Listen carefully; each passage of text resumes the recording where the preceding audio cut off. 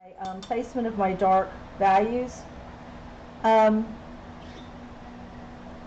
Depending on what your palette is, in this case, you can use the diazonine purple with burnt sienna. That makes a pretty intense dark color. If it's not intense enough, you can add a little bit of the French ultramarine to it. Diazonine purple with Burnt sienna? burnt sienna. To get into there to do a lot of the dark values, and I'm going to go ahead and start in on that. And you want this to be a dark brown. I want it to be very dark, but it's not really going to be very brown. It's going to be almost a purpley brown.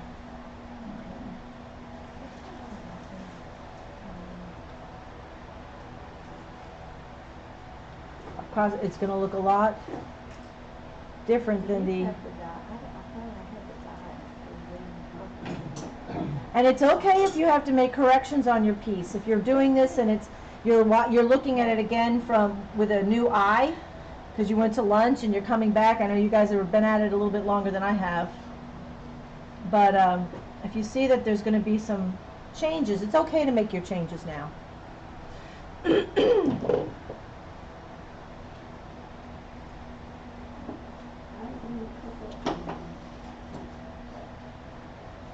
Burnt sienna.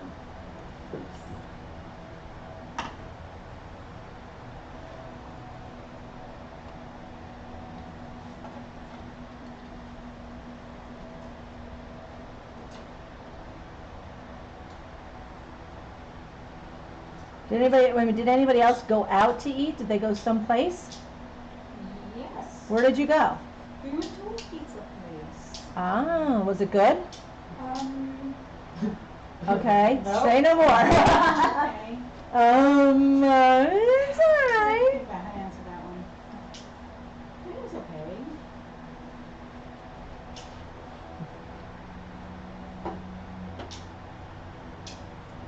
Well, for some reason, I'm just lost on this room. I've got something Which real brush are bad you using for wrong. that? I'm using a round, and it's a pretty large round. This is a number 8. And I'm just really letting the tip of my brush do as much of the work as I can. And I'm going to come down here and any of my dark values that I can get in. I'm putting them in. Yeah, it didn't get any cooler in here, did it, while we were gone? I was holding out hope.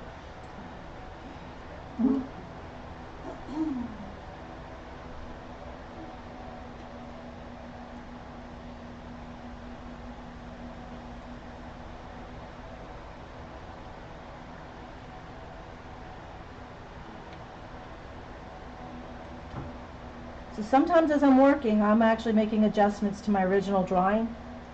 Because I'm looking at my reference, I'm making those adjustments.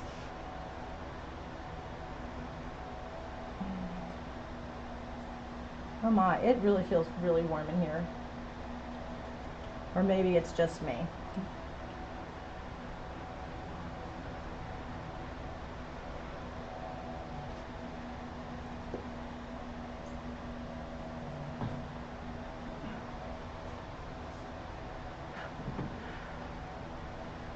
For some reason, I'm really lost on this butt. I just don't know what I'm doing. Stay in line with Something his is spine. lost. His spine comes down here. Mm-hmm. This And doesn't the belong here. Okay, maybe that's what it was. The 2 white spots. Go ahead and you see how the dark spot's kind of on the Mhm. outside and it kind of comes from here. Now see if you can, if this is the actual tail. Mm-hmm. See if that helps you, because it's Okay. directing, because you've got way And too then much I've dark got- here. This has to go away. Okay. No, that's supposed to be See if dark. that'll work. Okay. See if that'll help you.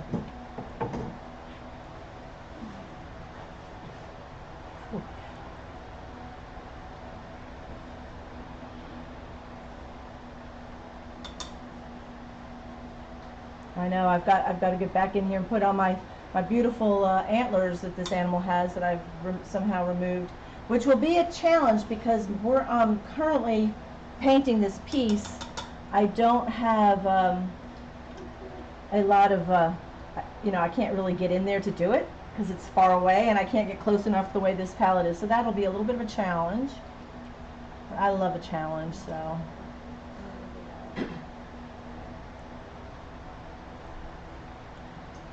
So I just keep adding a little bit more dark values.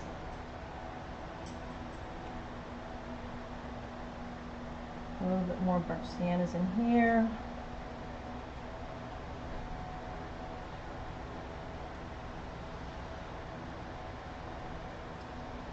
Have y'all heard that I was going to backlight this animal? Just curious. I didn't know if that came up in conversation or not. Are you gonna backlight? I think, I think that's a great idea.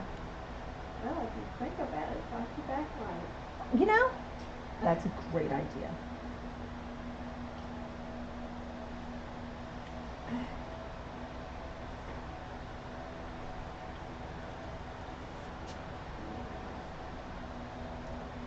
So, Faye, just for it's any offer of consolation, I see that I have to refine my butt too. I wish it's that easy, don't you? You know, if only it just took a little stroke of some paint, because now I've got to come up with the same background color to cut it back in. That's always a challenge too. So, But you do like a challenge. I do like a challenge. I Now, me and my big mouth, I right? don't necessarily. Be careful what you wish for. Yeah. Me and my big mouth.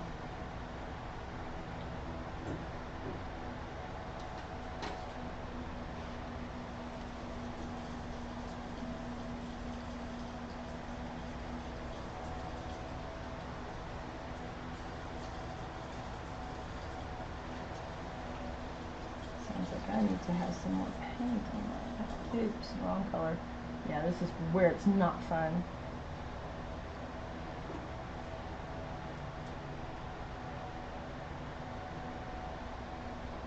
This has got to be it.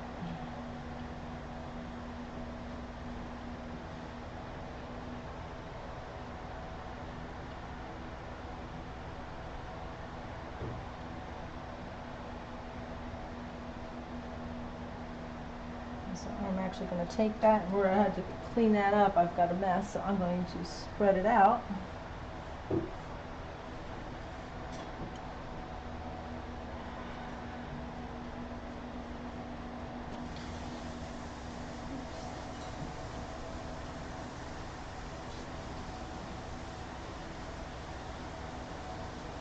Alright. Refined butt. Mine's still looking pretty funky, but that's okay.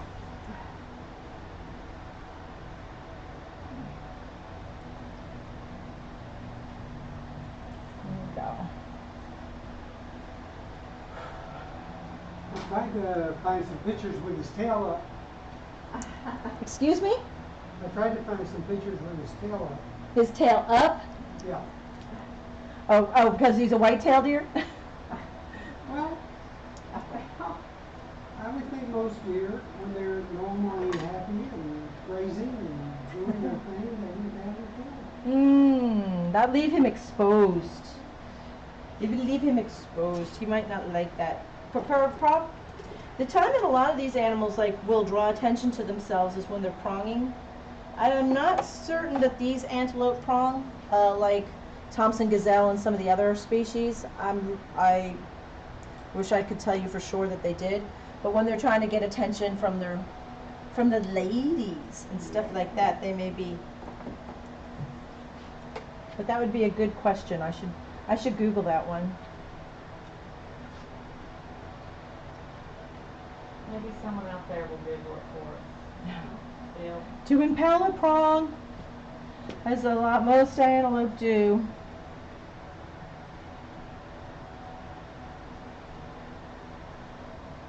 Let's see if anybody's watching can tell us for sure.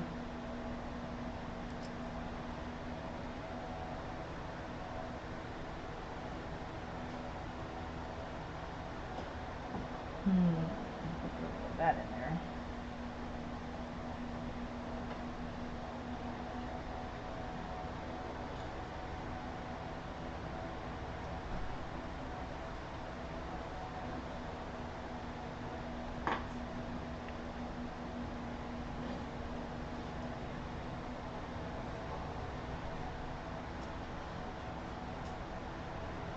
Let me see here.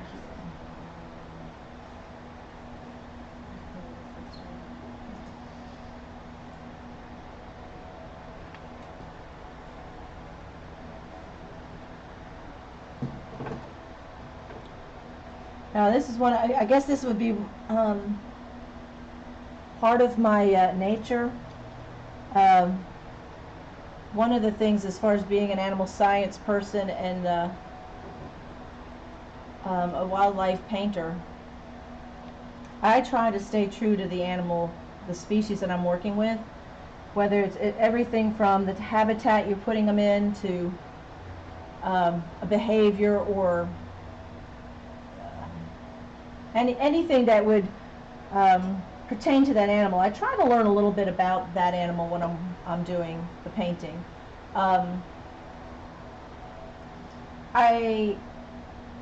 When I used to do a lot of murals, and I did a lot of them, and I would get asked to do murals in hospitals and children's rooms, that type of thing, all over the place. And I love doing the work, but you'll get people asking like, I would love a jungle scene in my child's room. Can you put, you know, they'd say a jungle scene. And they say, I want monkeys hanging from the trees with zebras and tigers. And first of all, they're naming off animals that don't even live in the same continent. And they're wanting them all in one painting. And then, well, you know, it would just be like, you have to know, for somebody like me, I'm like cringing, going like, oh, I can't do it. I can't put a tiger and a chimpanzee in the same picture. I'm sorry, it's not going to happen. Just like I've been asked to do, can you do a little family of deer? I want a mommy deer and a daddy deer and a baby deer. And you want to say, but the daddy deer don't, you know, the whitetails do not have antlers during the time the fawns are dropping. So, you know, and I wouldn't do it. I just wouldn't. And I'm sure that probably made people not happy, and perhaps even I lost work because of that. But you know what? It was okay. I felt like I was staying true to my nature. And now when I'm putting in this, I'm putting in the head, and all the while I'm putting in my light and dark values into my impala. And he's starting to get, you know, I'm starting to see the form taking place. I've been reading up on the doves, and they're fascinating. Doves? Like Yes. mourning doves? Yes. Mm-hmm. They mate for life. Mm-hmm. A lot of bird species do, actually. Well, when the girl dove lays her eggs, Mm-hmm. the male sits on the eggs all day long. Mm-hmm. Then she switches, Mm-hmm. so they don't have to stay on the nest all the time. Right. It's just amazing. Another interesting aspect of doves and pigeons, for those who care, is they also are some of the few bird species that make what is called milk. Now, we always like to attribute milk solely to mammals, and obviously these animals do not have breasts. They do not have, you know, they're not producing milk in the sense that we know, but they, the crop or the part of their body where their food goes in, it's kind of like, think of it, it's this area under their chest. It's the crop. It's where they store food. Actually they secrete a cheesy substance when they have chicks. It's the only time that they make this milk. They use it to feed their children, and when the chicks first come out or hatch, they all eat just the parents' milk. Both parents make this milk. Yeah. Yeah, the male feeds them too. The male feeds them too. So pigeons, doves, I want to say certain birds, I think penguins, I think, do too. There's a few bird species that do that. And they stay in the same nest. They will recycle the nest Yeah. often, yeah.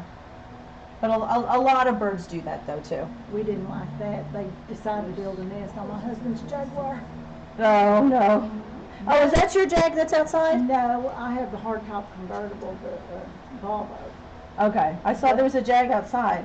No, he's still got that one at the house, but he doesn't want to bother them, so now this is the third time they've raised babies. Right, they'll raise a couple clutches a season. So I put a canvas drape over it. And there also will have chicks during the time of the year you think is not really the best time of the year to have children. They will continue to have clutches even into when it's getting cold. So they're not going to leave anyway soon.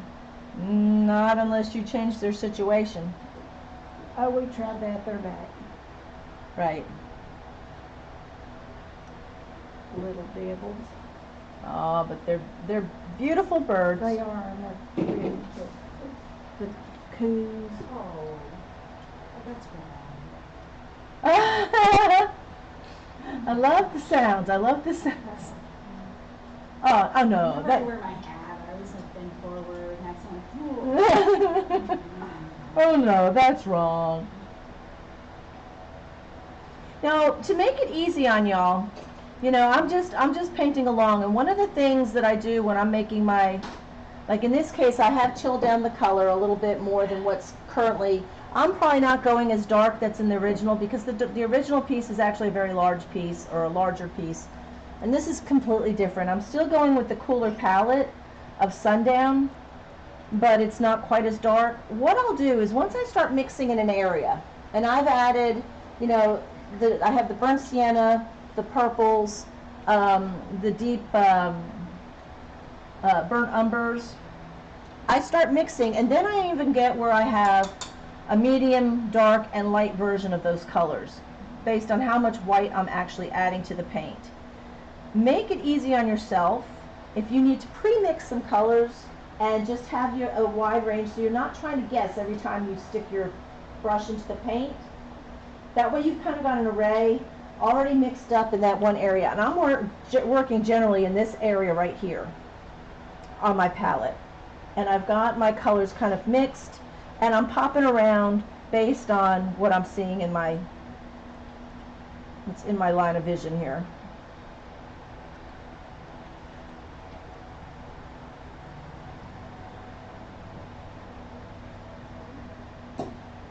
Boy, it's so quiet. Everybody's so serious, I can tell. And if you could, like, what would be a main color for the Impala?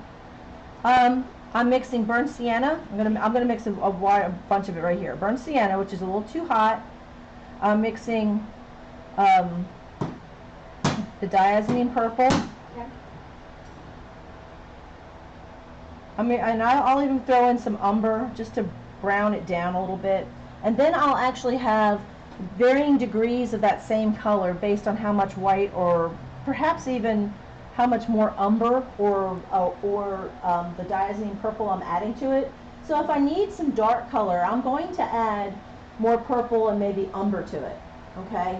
Then I'll have my more burnt sienna and diazonine purple, and then I may have some of that on the other side that I have a little white added to. So I can kind of, I'm kind of simplifying the palette just a bit, just to help us get to where we need to be on the actual animal. Then we can go ahead and start specializing with some other colors down the road.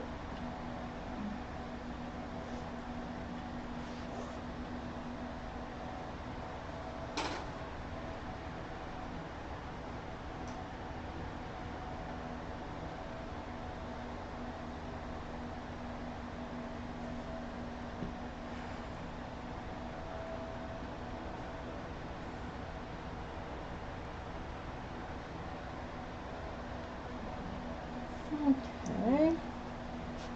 And then I'll come back and see where I've over blended it, because I didn't leave it.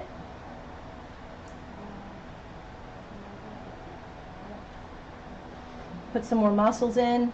Don't want to lose the definition that's in certain areas of the piece. May have to bring this shoulder down a little bit. Easy fix.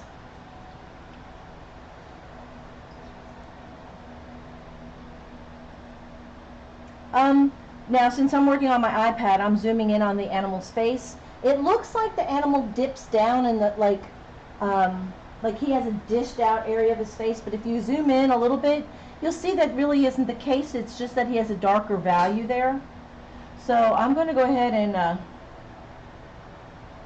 put in my darker value there, because there's in that picture, he's got a dark background, so it looks like it kind of goes up a little bit on his nose. I just want to go ahead and get that in there.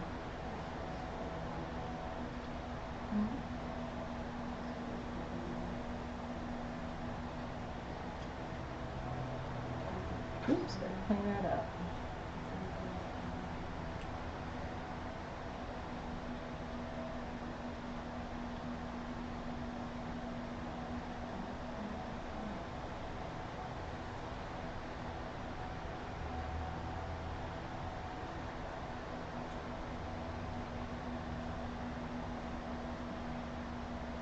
Yeah, the challenge for me will come when I have to get in for some detail because I can't get up on it like I usually like to get on it. So this will be fun. Ew. Are they in the same family as a donkey? Excuse me? Are these impellers in the same family as a donkey? No.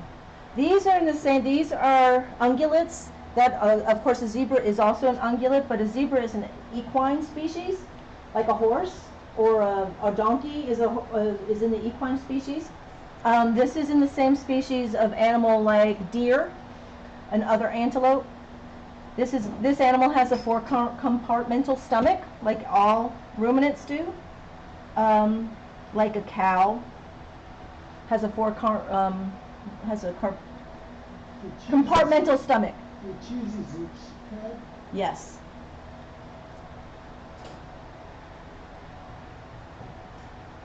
Mine started to look like a donkey. Well, maybe there's something about taxonomy of this animal that you know that we don't know. Got an unknown species. Totally unknown. Starting to think mine looks more like a donkey too. Yeah, I see. Oh my goodness. Thank you. Donkey. Now I'm in some of the white areas on this animal. I'm not, obviously we don't go white. I'm taking a little bit of the King's Blue and mixing it with white and whatever dirty stuff happens to be in my brush. I take advantage of that sometimes. Because I'm doing most of this all with one brush.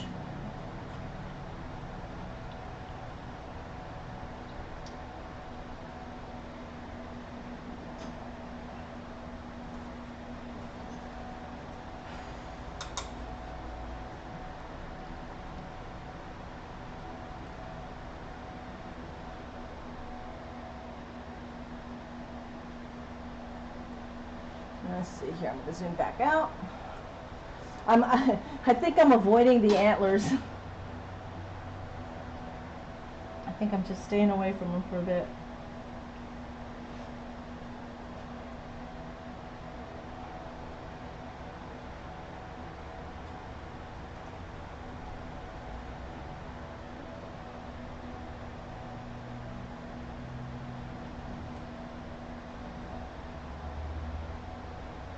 Anytime I can move around and see that I'm in the right area, that makes me happy.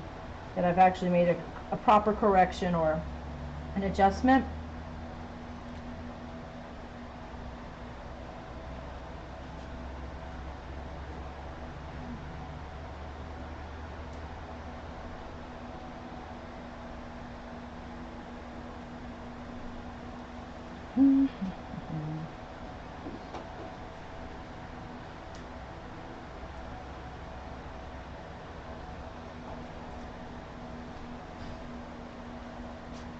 I'll be moving around the room soon to check everybody out. Oh, check your time. I'll let you catch up. We're not going in there. Okay.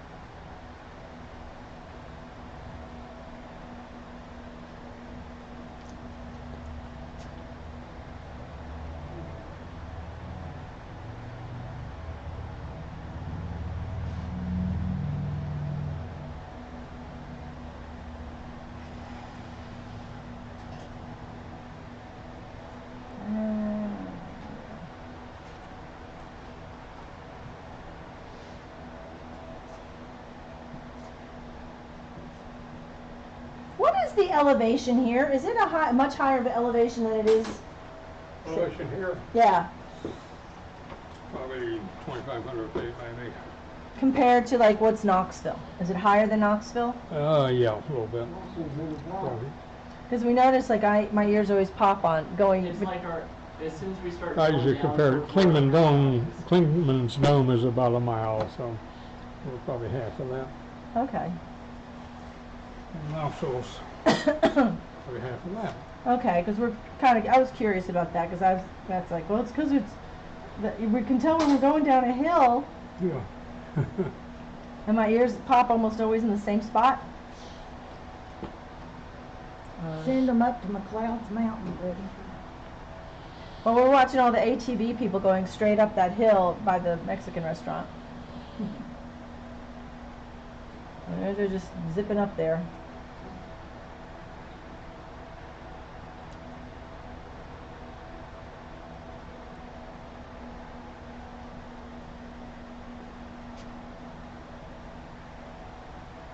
Now you can see, buddy, since you're standing right here, you can see this is pretty much my little arena that I'm working in. Yeah, is that a little bit of alizarin in there? Actually, no. There's the Alzerian right there. I've got there's my burnt sienna. I have my little bit of diazine purple, but I've got another. Okay. And this color actually is Purple Lake, but to get Purple Lake, you really just simply need your burnt umber. Mm-hmm. You can mix burnt umber and your diazine purple and get something pretty darn close to that. Might actually mix a little bit of the, yeah, that pretty much gets it. It just gives me another color there to. Okay.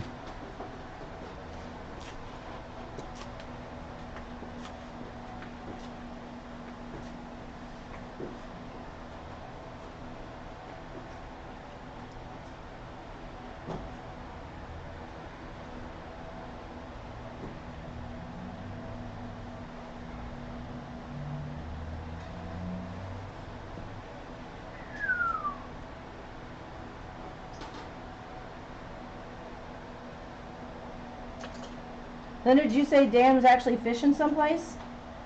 I think so. Well, that's kind of cool.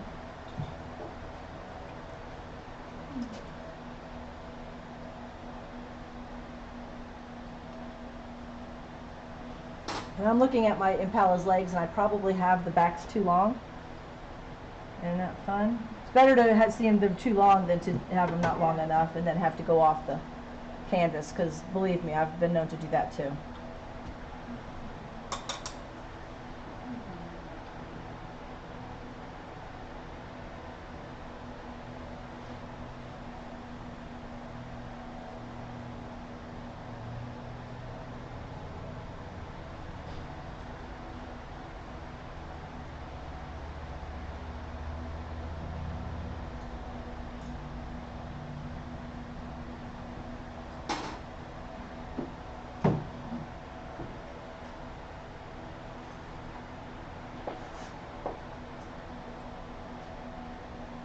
And when are we gonna backlight this?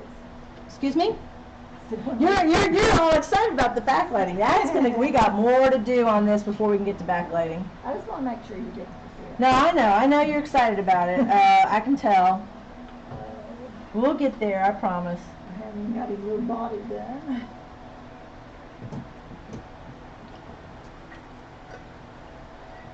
Yeah, I'm getting to be ready to backlight soon. I just need to get all my light values. I want to get those antlers in. How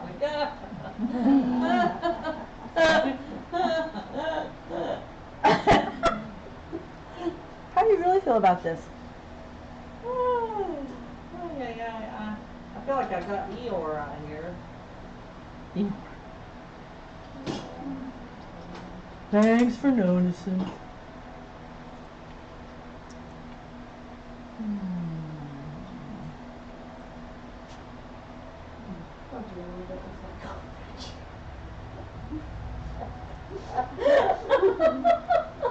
What are we doing? Nothing.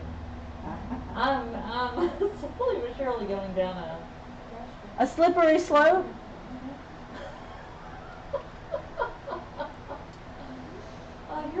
pretty. I'm so pretty. Did you like what I sent you this morning? Yes, I did. Of course, it came across my Facebook feed, and as soon as I saw it, I started laughing. I was like, Linda. copy, paste, send.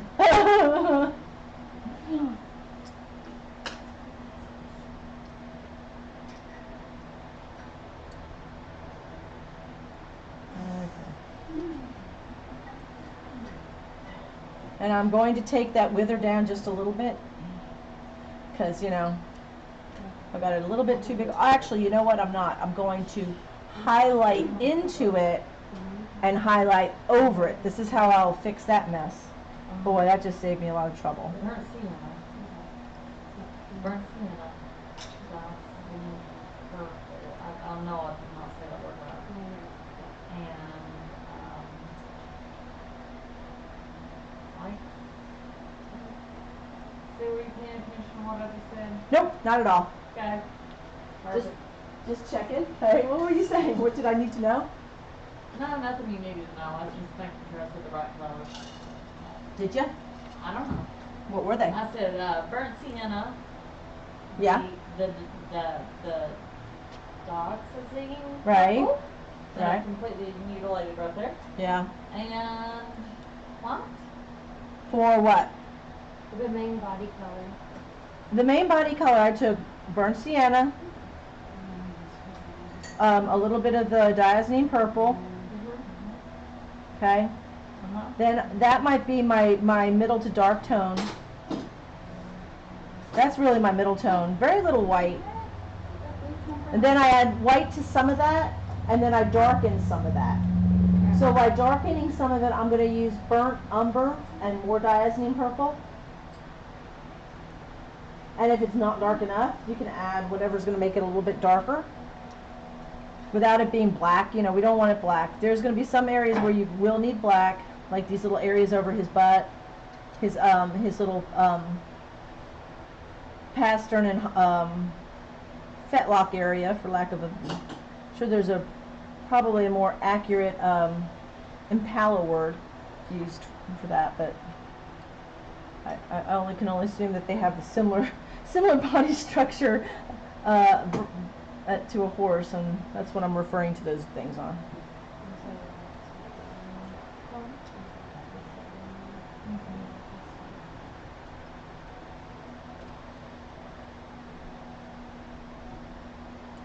Let's see, that.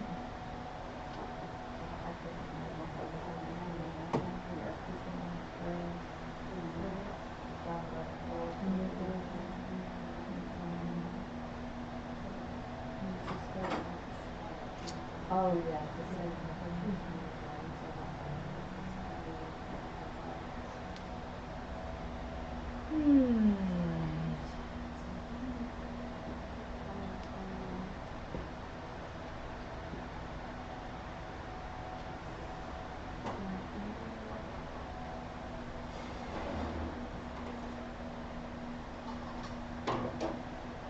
And I mean, as I'm progressing along on this, I'm adding a little bit more paint, making sure I'm happy with the. You know, I guess part of me is always afraid to just go for it if I'm not really certain that I have my structure correct. I know a lot of you are doing the same thing. That's normal. It's okay. Sometimes you do just have to go for it.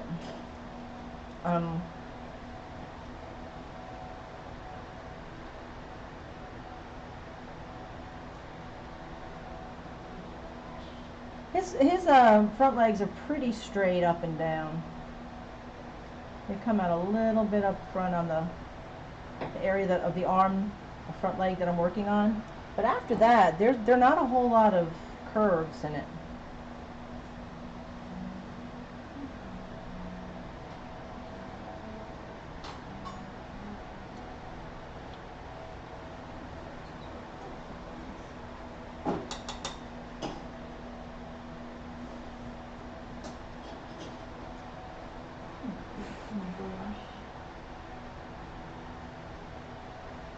Okay. I'm going for it, guys. I'm going to start adding some antlers in here, or horns, excuse me. I'm going in with mostly diazine purple.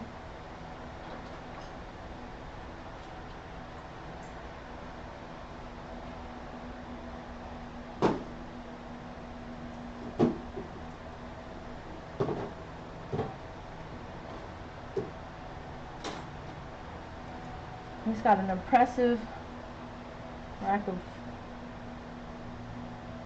horns here.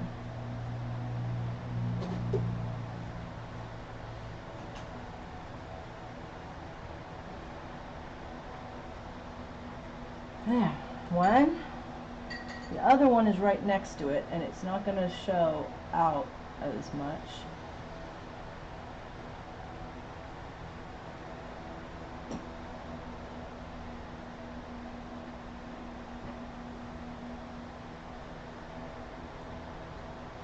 That's all I'm going to do on that for now. Yeah, mine's getting pretty soupy. Okay. Soupy. Yeah. That's a funny word. Probably not when you're making soup though, huh? Yeah. Hang on, I'll be there in a second. I'm gonna go ahead and put.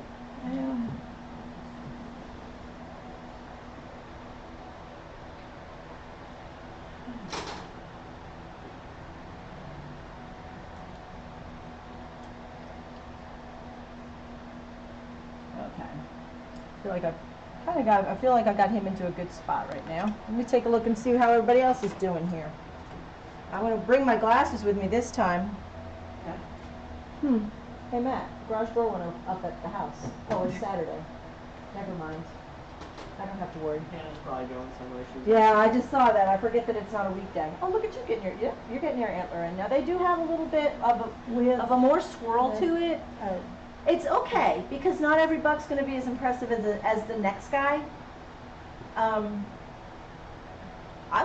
think your horn is fine. Just do the one next to it. Because I have so many. That was what it is. That's what it is. Okay, you're okay. Now where were you talking about? Who's getting soupy? It was me. You'll go one place and then I'll mess it up and then have to go back. It's because it's so wet. Some of the trick of doing stuff like this is to make it so that you, how do I say it? You just become very deliberate in what you're doing when you're doing it. You can only just go with one stroke and just hope that it comes out the best way. The more that you keep going backwards and forwards and working on it and reworking it, I get it. I don't expect everybody to come out of here and get it exactly right. This is the second time I've done this animal, and I've been doing a lot of horns lately just because of the subjects I've been choosing. I think once I get onto something, I kind of enjoy it, and I just kind of I enjoyed when I did the kudu, and so when I did the kudu, then I jumped onto this and so on. So are you going for it? Now he has a pretty straight under his jawline. Yes, it's pretty straight. It's not too bulgy. Yeah, it comes out straight. I think it's more the neck. It almost looks like he has a big full head. I think once you put your dark shadows in, it'll fit. I actually like your color choices. They're a little bit more. I keep looking at him thinking of a pronghorn now, which is closer than a donkey. For those who are painting donkeys today when we're doing Impala, a pronghorn would be a lot closer since it is. Well, even though it's called an antelope, it really isn't an antelope if anybody knows their animal stuff. I noticed you don't have any color in here in the paint. You'll want to go ahead and get your colors in. Your colors are a little bit warmer than I would like on your, because I think, yeah, I'm using, like when I'm mixing here, where's your burnt sienna? It looks like you barely used it. Yeah, well, I've got some up here. Oh, okay, I was going to say, Yeah, because I've this used should a lot of it. the body of this animal should be predominantly burnt sienna, diazine purple, and then a little bit of white to do the difference in the different sides. Okay. And then obviously if you're looking at now you're looking at a different reference than I'm looking at. You're looking at the painting that I did. Right. I'm actually looking at the photograph of the animal which is my reference. So I think that's going to be part of the difference that a lot of us are going to have in our color, because like I said, I've decided to go rogue. I'm still going with the same colors, but I'm going a little bit lighter than I did on the large painting. So you're doing okay. I know you got up from it.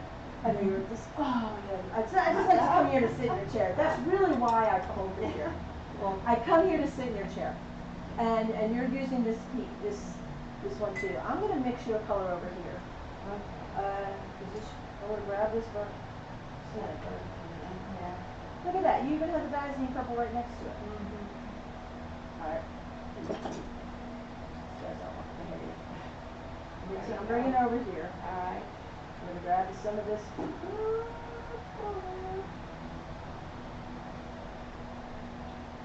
It's so dark. It is. It is dark. Some more. You'll want to get some more burnt sienna on here.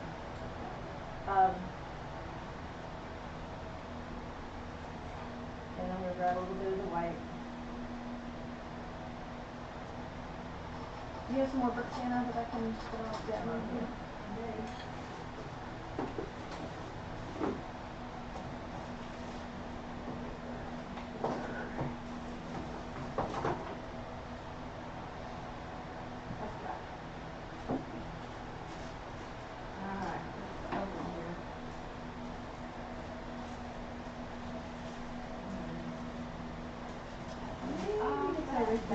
Yeah. Let's just see what we got over here. So I see, this looks like one that we can do. There's burnt sienna. Almost throw that down right here.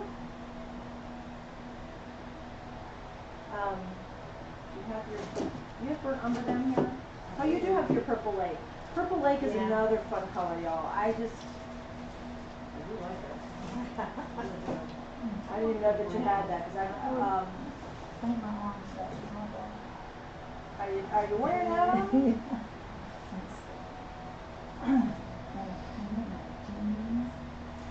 Oh, you know how it is with artists. We pretty much always have paint on everything. Some awesome armor.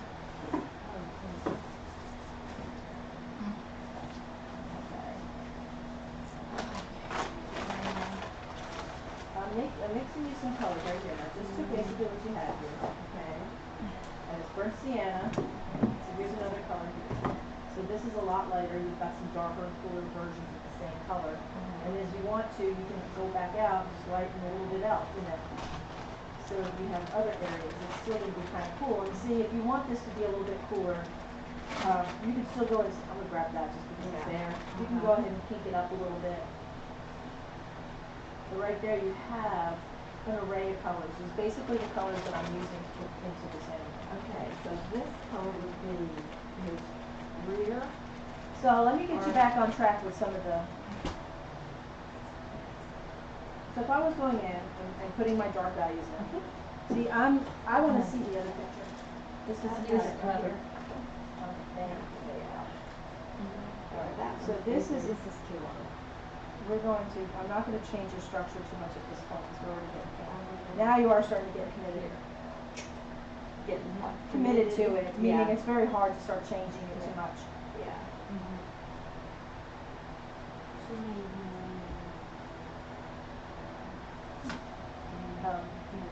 This dark, this will go over here.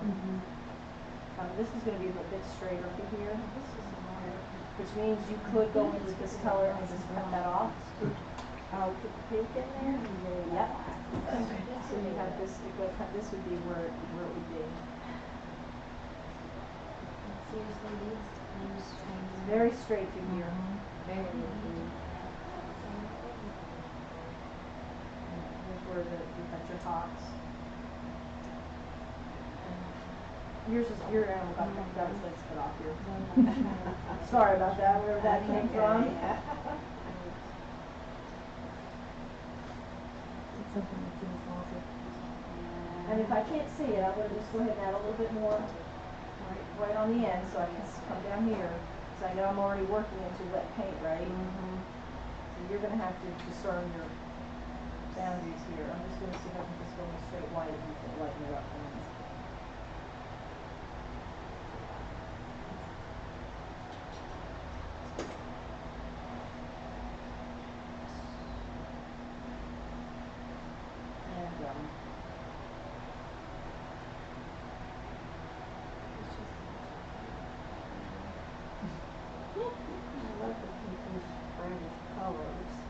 This is, I mean, they're gonna, because you already had so much yellows down, it's gonna be a little harder to change it up too much. But I'm gonna go back in with these darker colors. I may even use some more of the purple lake. try to cool it down a little bit more. We've got a little point here. We've got this dark here. Yep. We have the dark through here.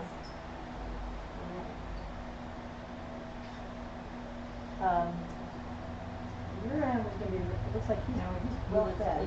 More for the ear instead of the. I like that. Like I said, it'd be lucky. do y'all know, do you know what a pronghorn is? Uh-uh. Pronghorn is United States only antelope. I say antelope in air quotes, if you will, because it's not a true antelope. It's the only animal of its species. It doesn't fit into any other group, which is really quite unique about it. It's when you think of the South, you know, the West, the Southwest, Colorado, but even I went looking for them when I was in New Mexico, and they kept the people at the zoo kept telling me where I could go find them, and I never did. I never could find them. I had Now- at the zoo. No, they didn't have them at the zoo, but they were Oh, telling they me knew what where they stretch of were. road I should find them on. They Gotcha. said but they're colored just like their environment, so they're kind of hard to see. And that's why. Okay, this abdomen here is going to come down about here. Okay. So I'm going to actually go into this color here because I love King's Blue. I like that too. It's a fun color. I like Portland. I like any of the Portland Uh-huh. grays. I actually, if I'm going to turn, for those who do a lot of portraits, how many just use a Zorn palette when they're doing portraits? A what palette? The Zorn palette? Zorn? Do you know who Zorn is? Oh, That yeah. may be problem. Okay, you know what I would do? If I was teaching your portrait workshop, first of all, I would give you a little bit of, because I like history, and I like art She history. was taught me a bit. Kinsler. I know Raymond Kinsler too. Yeah. I know. Well, that was who she was taught me. Actually, I'll show you a picture in a minute, Okay. and you'll understand why I spent my birthday with him last year. Was he wasn't in the States, was he overseas? No, he was here in the United Oh, States. was He he? died of he actually had a very brief illness, and he was painting just like 2 weeks up until his death.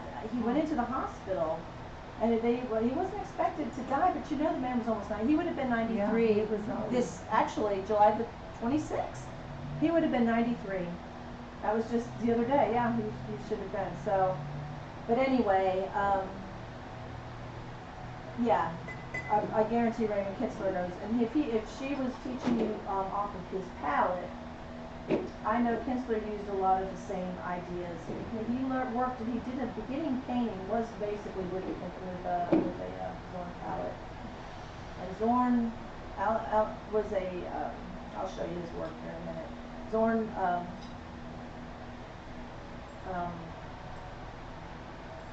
want to say he's a Swedish artist.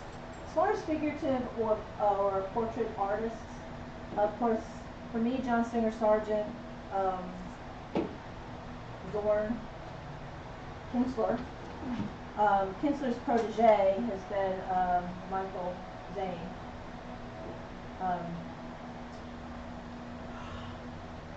Why am I'm totally having a blog on him. Anyway, he's out of Nashville. And I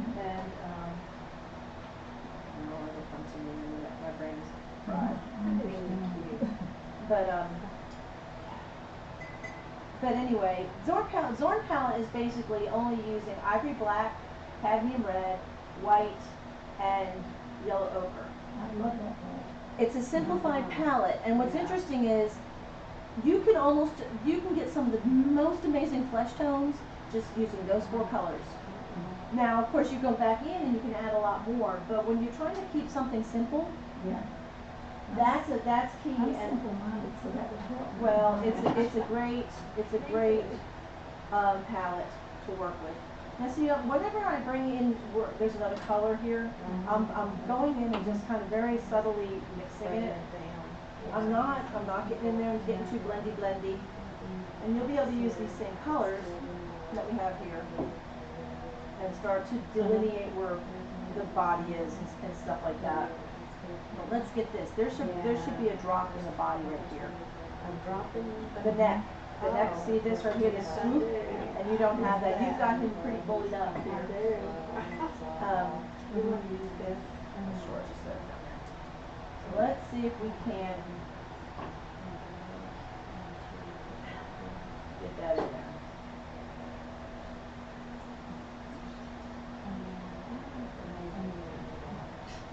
Well, let's see if I do it or not. Pretty close on. Get that out. It's still there. Go in again. Every pass. Yeah, I'll tell you one of the most wonderful things that Ev, is those who knew Everett Kinsler, Megan Kinsler knew him. And I can't say I knew him that well, but one of the things he said that I thought was so funny, when asked, where does your inspiration come from? A very sweet and honest question.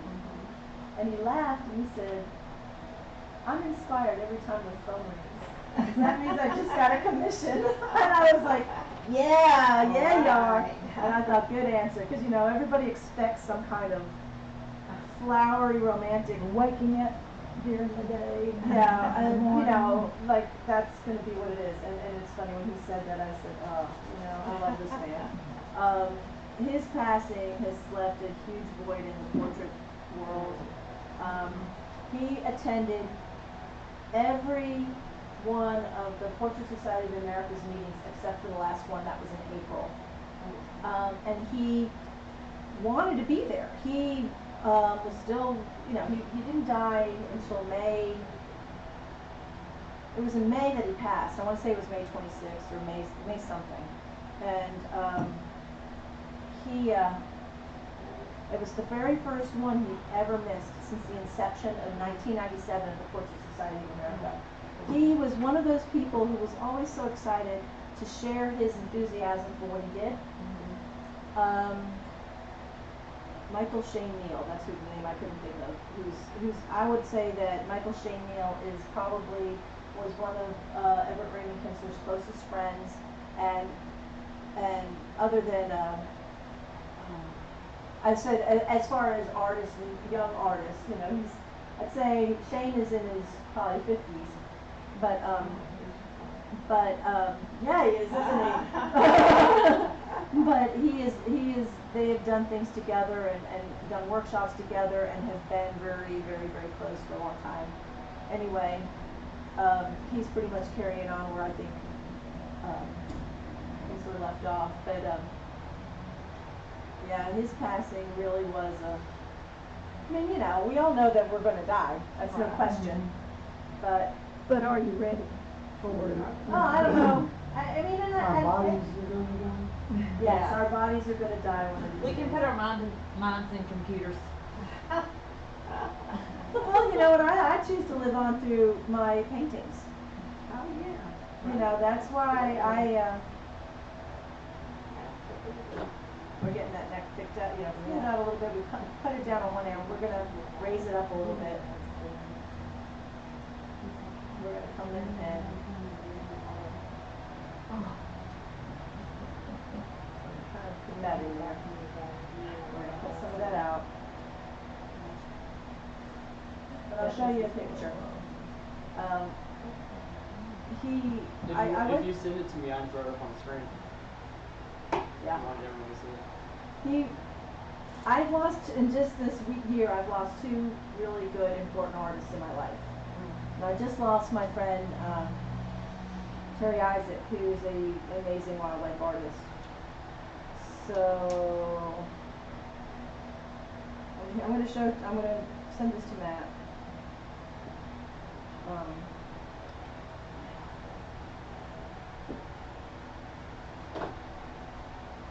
Airdrop on that? Yeah. It'd been easier if you text it, but I can. There's one. I'll have to go back in and find. I'll go into get Kinsler this way. It's the easiest way for me to do it.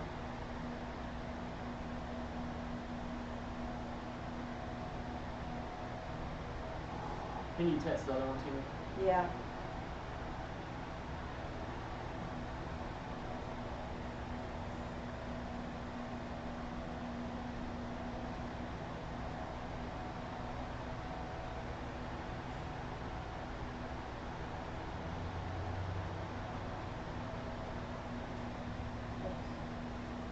He's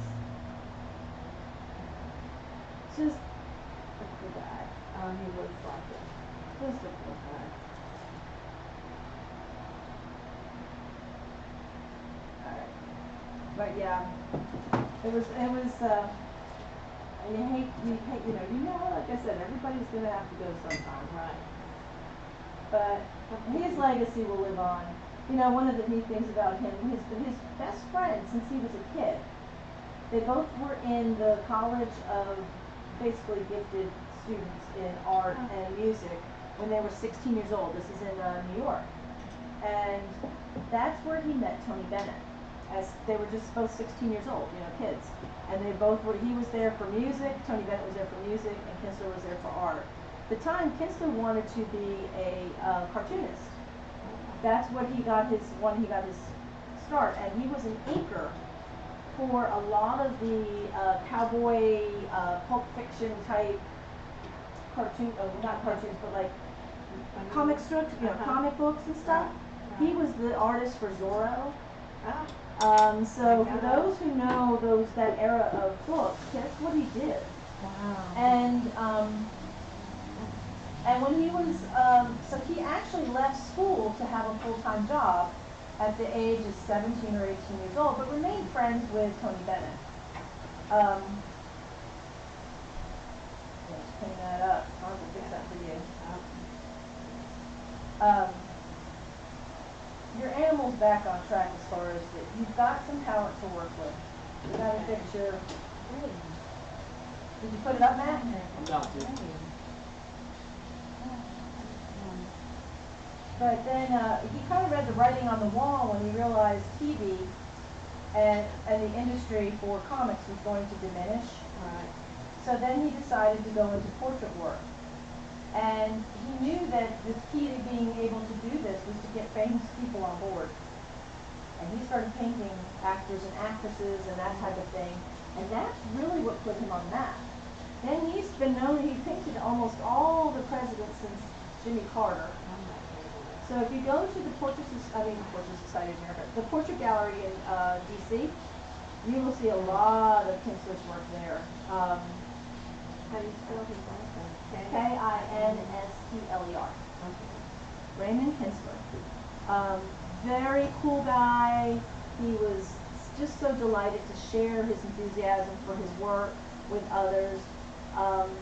You know, it's one thing that people teach. He loved it. He was truly passionate about what he did, and he was the best storyteller. I mean, that guy was captivating, and you listen, you fell on every word that he said. It was just truly an amazing guy. Now, my friend Terry, I knew Terry's work since I was a kid.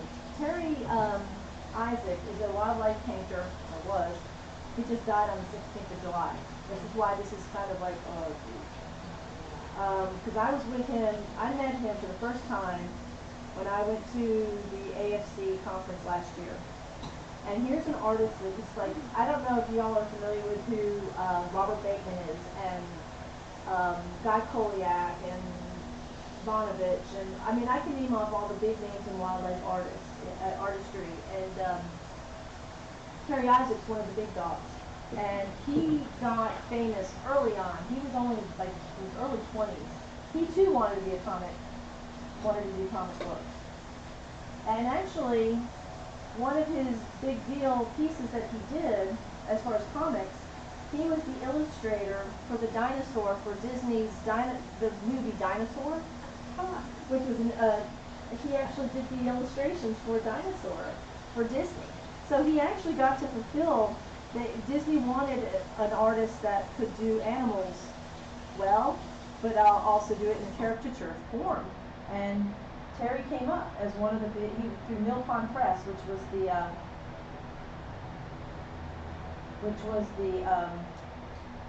press that Bateman and a lot of the wildlife artists use, they went through them to get Terry, and Terry got to do the job. He said he got to fulfill a childhood dream by doing that. So, but anyway, so when I was there, and yeah, I'm gonna let you. You're on track. You've got the right colors. Try to use this one too, okay? Yeah. You can use the other one, and you're doing really well. I don't have to jump in. I will say that this abdomen, It's pregnant, it's a thing. it should come down farther. Here's the gaskin of this part. It should come down like this, right underneath here. Look at your real reference if you have it. Do you have the real one? Right there. She couldn't see around it, so I moved it. Where is it? It's right there. Ah. No, honey, the one that's the real one. The picture. The real photo reference. Yeah, I don't have that one. Oh, okay. Well, then I'm not going to tell you. You keep doing with what you're doing. Sorry, it's coming. I didn't have that one. OBS crashed for a second, but I got it back. But what was interesting about Terry Isaac was he was the one who said, "Hey Sue, we're going out for some beer and burgers. You want to come?" And I was like, "Okay." And it was just he and I went out, and he bought my lunch, or he bought me a hamburger. We sat over there, talked about life and about everything that it's just nonsense. But he made me feel so. Oh, that's the weird look too. He was interested. He was interested, but he was also very kind. I mean, he knew that I felt kind of good. Here was my first, stepping my toe into the water of getting in there with the big dogs, so to speak. And he knew, here I was coming in from Tennessee. Now that's Raymond Kinsler that's up there now. If you look up at the wall, up at the screen, that was Raymond Kinsler, and he was very big in the portrait industry. And delightful man, and he just passed away. I want to say in May. Yeah, it was And recent. then that was Terry, and he was a doll. He was an absolute doll. And we were, so if you get an opportunity, and the other funny thing about Terry was, he's also a very accomplished musician. And he was so excited to know that I was from Tennessee, because this is up in Canada, right? And He he goes makes to this, Nashville. well, he was saying, how close are you to Nashville? Now, of course. I'm like, Yeah. well, like 5 hours, but yeah. And he was like, well, I'm just going to help get your structure back on target here. This part goes way over to here. And it looks like, what colors I was using was, where's your Roxanne? That was good. I looked like Indian. Where's that? That's Roxanne. It is a bird. It looks like it's redder than I'm used to. That looks more like Indian red. Alright, I'm just gonna go with this. Mix up some color. What is that? Is that the lake? Is that Purple Lake? Brown and matter. Oh, brown either. No, we can use that. That'll work. That's actually pretty good. That's a good color. I just want to get you some.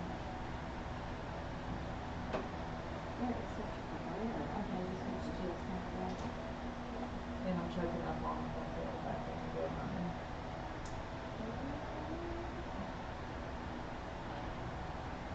No, nothing's breaking down. You see the paper underneath it.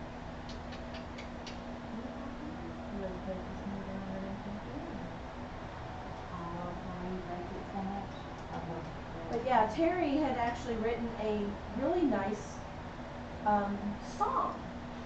And he and I texted up until right before he died. I guess the last text I got from, he let me know in January that his song just became a single. So you can actually go online and hear his song. And it's a little bunchy here. It comes back down. And this comes out this way. This right here will get gone. I like that you have this. You have, it swoops down. You have a break, and then it goes up. You'll want to get all your, it's interesting because it looks like it's been skinned back, and this is like an anatomy lesson.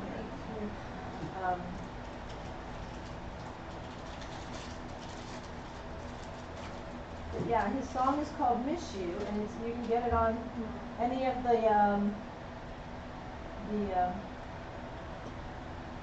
places that you buy music. I actually bought it in his honor when I found out he died. I was like, oh man, Terry. After he died. Just a nice, just a sweet gentleman, a very sweet person, and he taught a lot of workshops, and we talked about that too.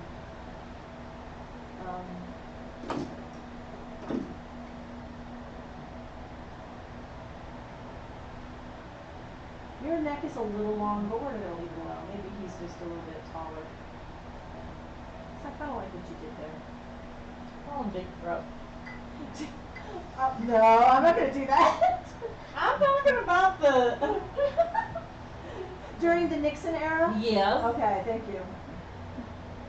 That's where I was going. Okay, I didn't know if we were going into some kind of porn industry thing. I wasn't Nope. really sure. I was thinking President Nixon. Okay. Thank goodness. I I was love gonna say, politics. this just took a really bad turn.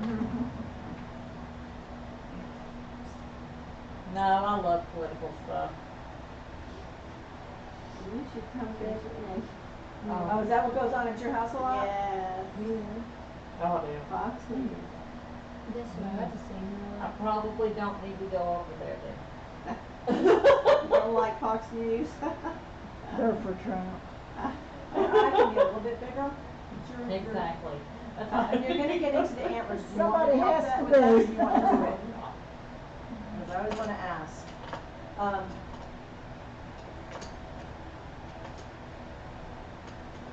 I just started. You pretty much went with a neat direction here. I love working with purples, so that's why I don't. You know, of course they get bigger as they go on. And then the other one is pretty darn close. You probably have another one right probably here. So when you start, we'll get into doing all the curves here in a little bit. We may not get into some of that till tomorrow. We'll see. I want to get as much of the background and everything else in. And it's usually pretty darn straight through here. We'll just give him a little bit more there. That seems to. I think overall you're doing a great job. I don't really think there's a whole lot that needs to be. I think if you use your colors here, because you're going off of this one too, just to get, since you have brown matter, go ahead and use a little bit more of that in your piece. The diazine purple, and use a mixture here of these colors. As you need to lighten up in the areas that you need, like when you get into the areas of the whites on here, I'm using King's Blue with white mixed into it. You can use that too, the cool gray. Yeah, you can use the cool gray. Just don't use white is really the point. Just don't use any white yet.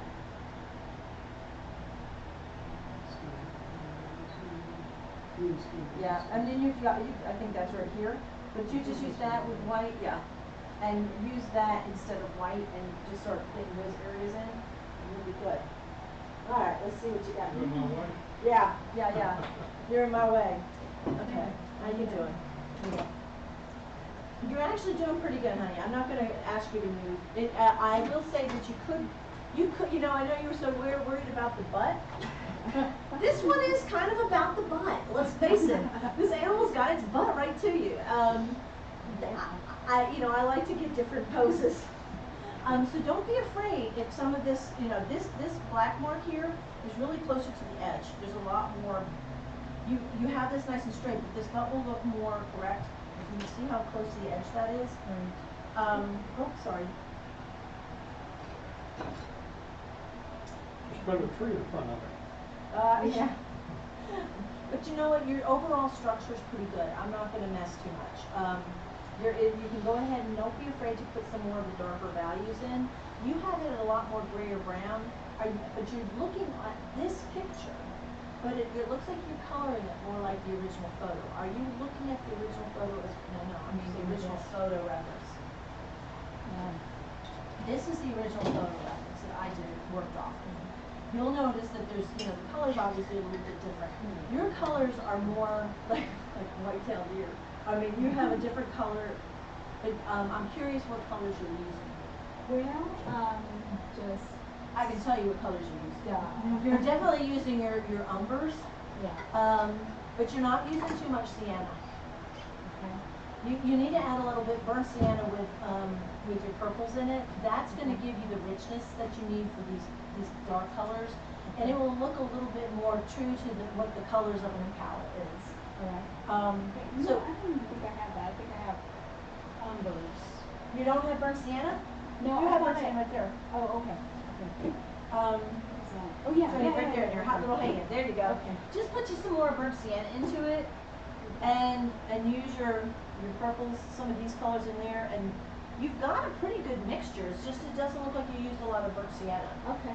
So see if that won't help, and you'll get them more, because if you look at what these animals look like, they do have a lot more.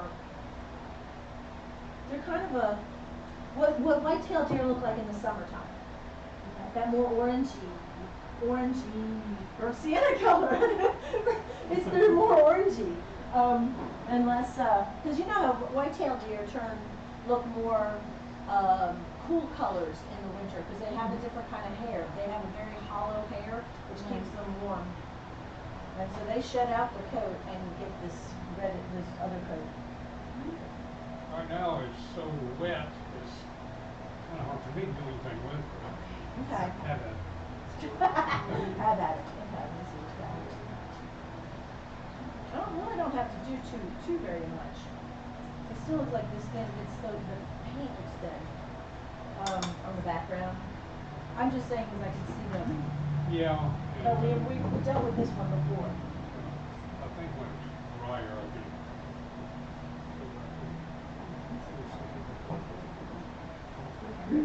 Put that behind it. I'm just gonna do like that so I can see it. That's okay. I'm just trying to. There's a little bit more of an angle here.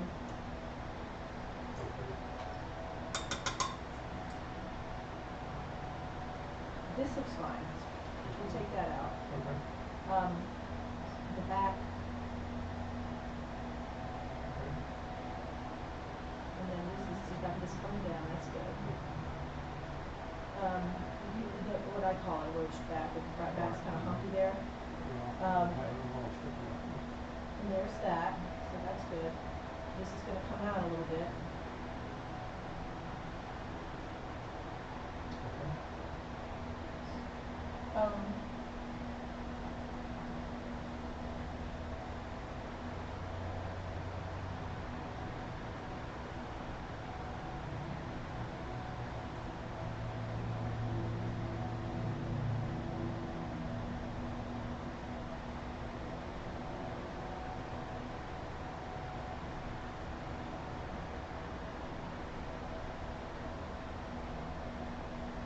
This elbow's going to come down.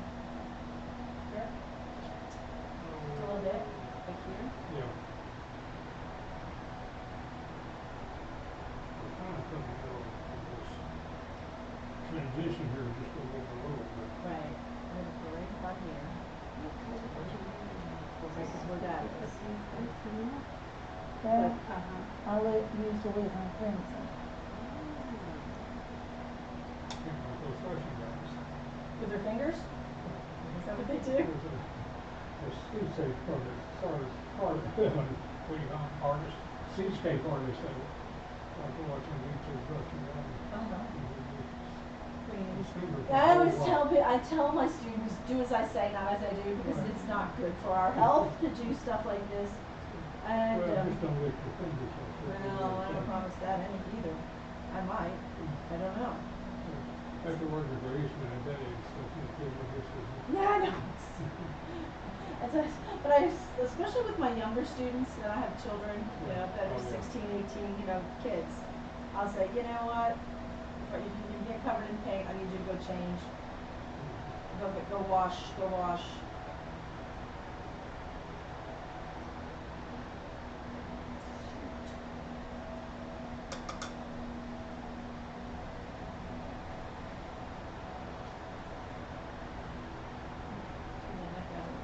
So proud of getting that right. You did a good job, actually. You didn't do so bad. You didn't do so bad. But we're making, see, but this is almost such an easy transition, it's barely a point. But the shoulder does come out a little bit more. I'm just giving you a hard time. I'm used to it.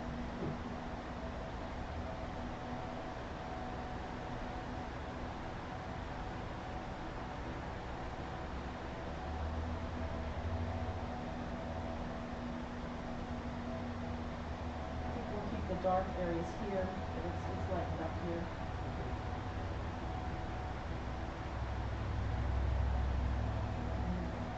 We'll talk about your colors in a minute, but we're just gonna get the structure of everything Okay. correct.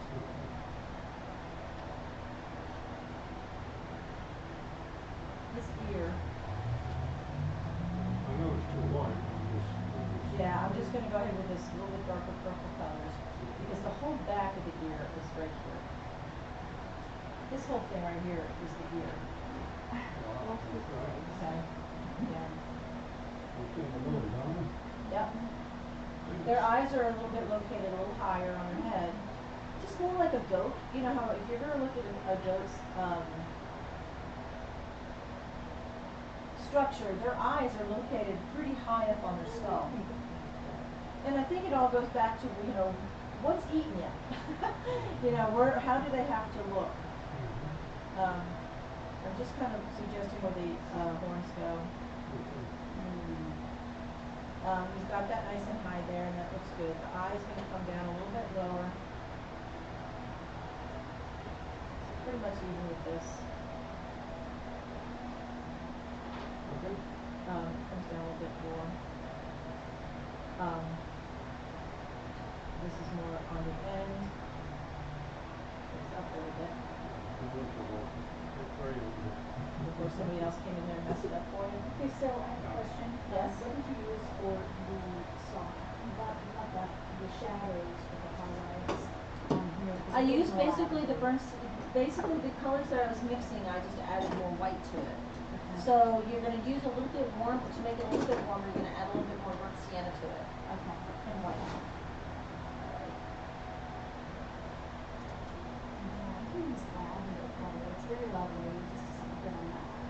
I know, it's kind of funny when you start really tearing it apart, when you start thinking about the different colors. You know, you have two antlers, or two horns here. Right. But we'll get into that later. If it looks like one big fat one right now, it's okay with me. On your colors, Yeah. I'm gonna look and see what you got here. I think structurally you look pretty sound. We can probably bring this gasket area out just a little tiny bit, but it looks good. Okay, well, this was the Marciano dioxide dots. Uh-huh. You're good. Just You much got a little rough. bit more. I was gonna say, you're about to leave. One way or the other. Yeah. Uh, But I think that's what Sue's on. Okay, cheers anyway, we can move it. No, you're fine. It's good. You know, everybody's colors are a little bit different, and that's okay.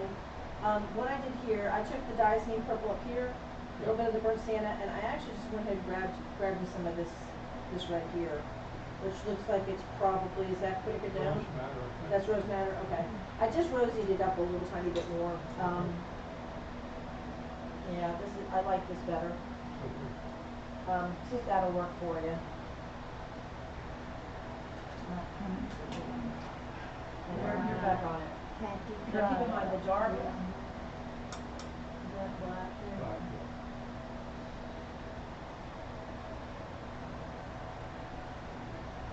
It kind of goes towards the outside of this leg on this animal here.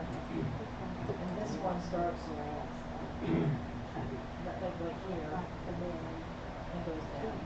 So that will help. You know that there's a black stripe through that too. So, and on the hawk,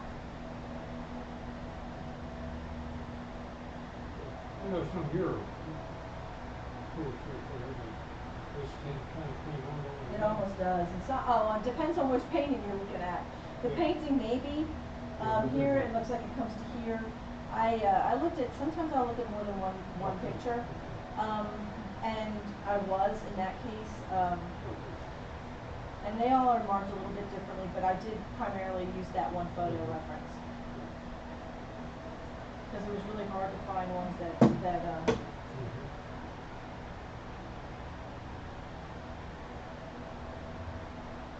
these are a little bit longer. Okay. You know, they still go down, but, okay, you're on target. Okay. You're ready to rock and roll. Yeah. Last year, did I tell you about Fibonacci and the golden mean and all that? No, what? The what? You never heard of Fibonacci? No. Yeah, I know you heard of golden mean. Golden mean? Yeah. The golden triangle, if you take this guy Fibonacci discovered that that one shape was facing to the eye. Okay. It has certain proportions. It came out the same over and over and over again, like pi. Yeah. If you took that shape and made a square out of it, okay, the resulting triangle had the same ratio. I mean, the resulting rectangle had the same ratio in sides as the original. And if you took like a square out of that, it's like,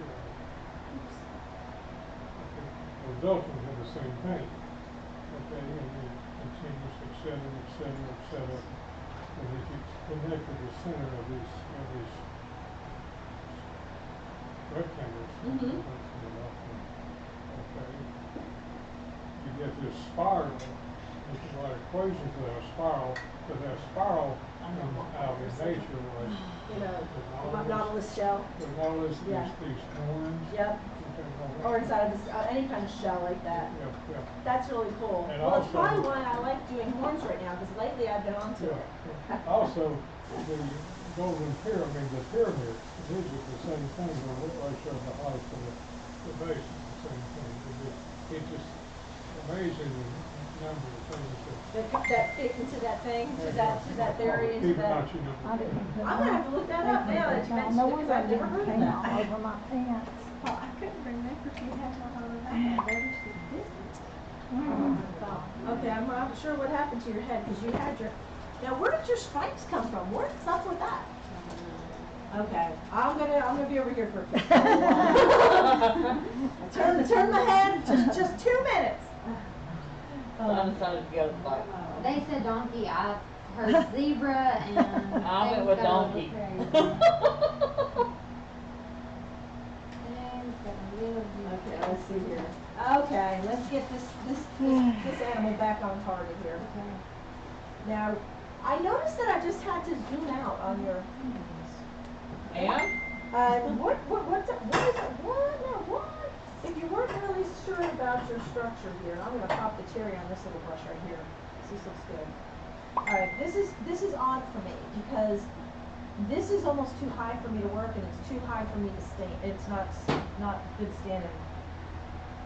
It's difficult. I'm gonna use this color right here. This looks like.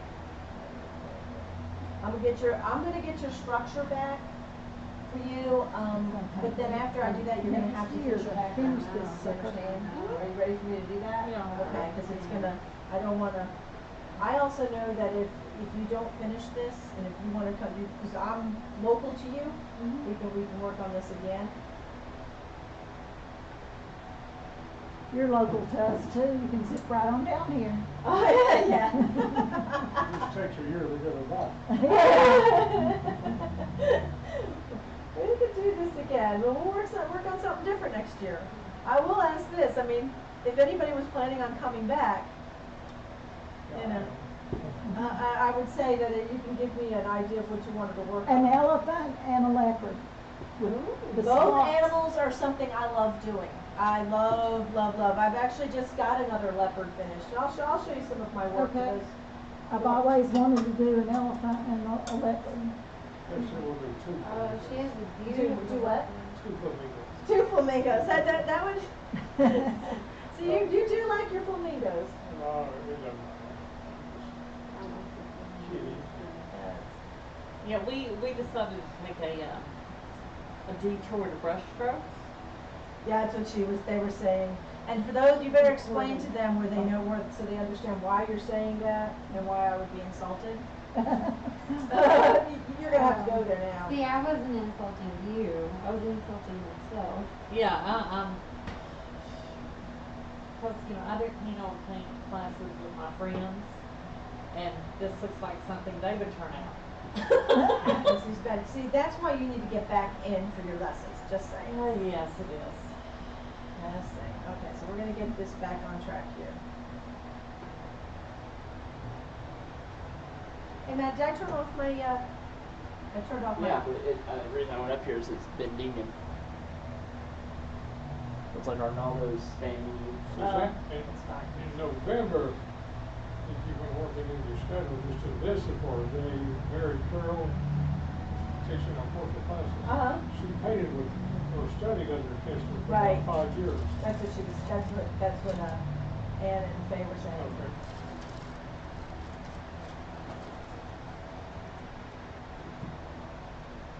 Yeah, it's, I'm honest, I'll be honest, it's very hard for me to break away from my studio for very long.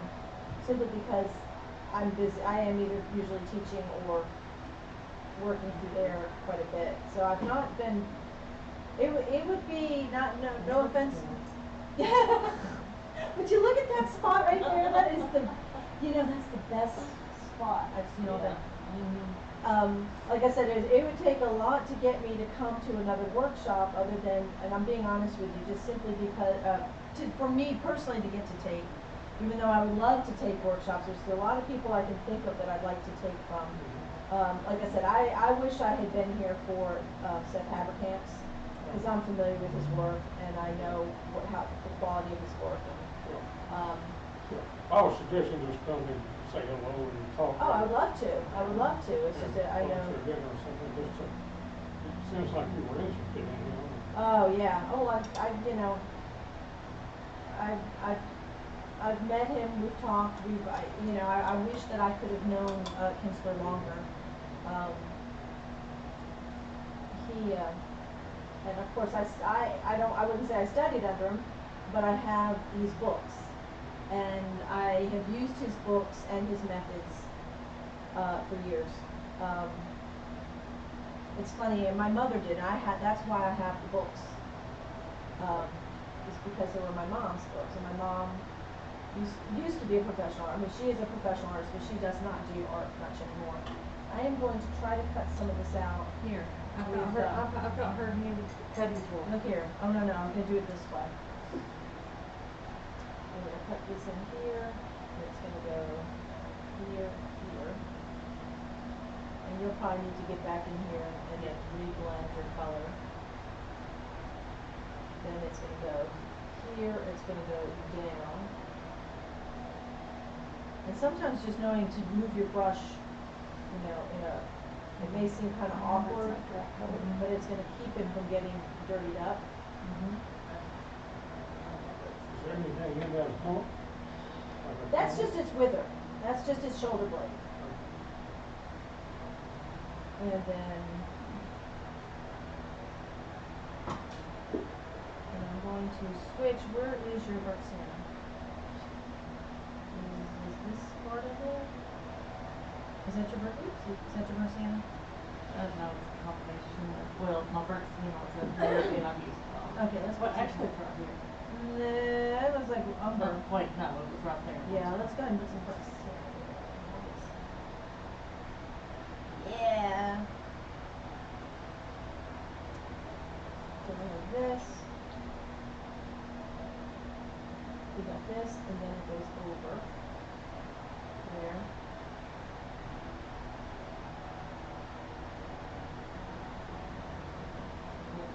We'll direct here in a second. I'll go back down here in the shoulder area. We know that this looks pretty good. This is not too bad here. That one's fun. That is the best spot that is an awesome spot. I'm just lightening up some areas here so we can see it. But I tell you what, by the time I get done with this workshop, folks, I will be a really good Impala painter. Because I have been painting on Impalas all day long. And then redirecting them and getting them back on track. I'm going to put this here, that's the other leg.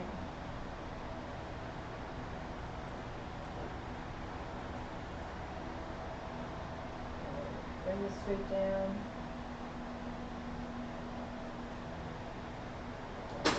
in a minute.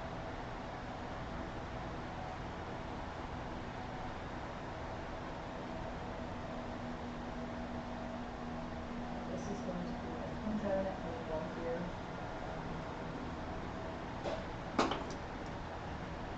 It's hard to see there, but I'm going to pull this neck out.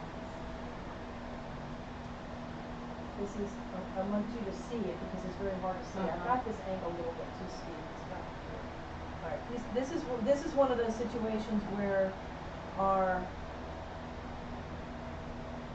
values are so close together that it's hard to see what we're doing. So I'm going to bring this mountain in a little bit more, and I'm just so we can see it, and then you can change your color accordingly. But from this point on, this is the angle of the shoulder. And it's probably not quite that steep. I'm going to go ahead and make the muscle. This is that. I'm going to go in lighter here because the neck will come out.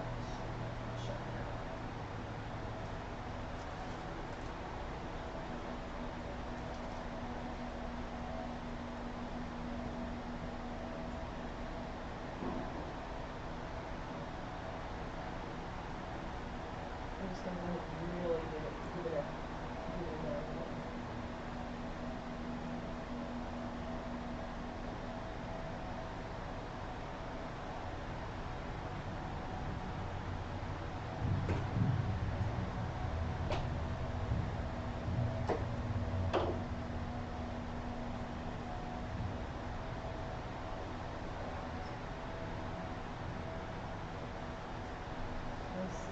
I'm going to grab a little bit of this and just do it. I've got a lot of, and I hope because I'm sitting that the angle's not off for me. I wonder, see, this is too tall. I mean, this is too low, and this is too tall. There should be somewhere a happy place. If you can direct it towards it's more straightened up for you. Can you fix the angle of it? No, I can't. Well, I've got that too straight on the neck. There should be some angle here. That's way better. This is how you should have been painting. Because sometimes the angles, interesting enough, artists like Michelangelo knew that a lot of his work was going to be viewed from people looking up at it or looking at it at weird angles. So he knew how to distort his paintings in a way that if you looked at the painting on eye level, they would look like they had massive heads. Because he knew that people saw the bottom part of the piece first and the head last because the elevation that the paintings were, that he painted them from where he knew the viewer's point of view would be. So if you actually took that painting that was way up here and brought it down for people to look at, you'd look at it and go, what? This was, obviously he knew better. He knew how to draw. That wasn't a question. But it was the fact that he did it in a way that, I'm going to cut some of that off. Where's that little cutting tool? I know you had it out just a second ago. I stole it from her just a second ago. Okay, let's thanks. Everything off.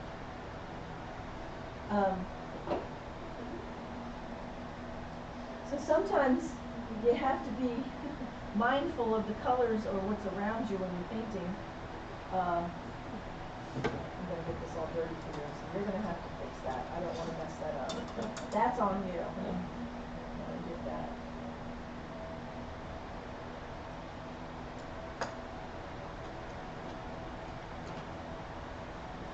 I had broke that brush out before that. There you go. Good deal. Let's get it back over here.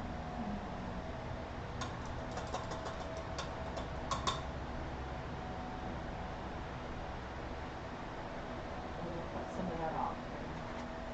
Then you have to do it in that way. Let's see what happens because I'm going to incorporate that some of it. What you looking at? I'm just finding that the bottom drops on this. Well, you have. Oh, you took the little. I saw you had like little pins underneath there. Oh, I can drop the bottom. Look at you. So she's just figuring it out.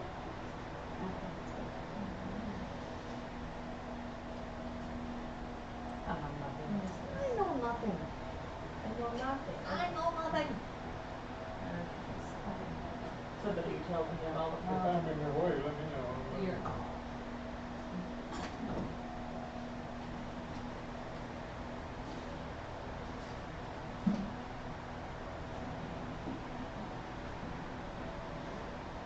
Oh yeah, it doesn't look like a donkey now.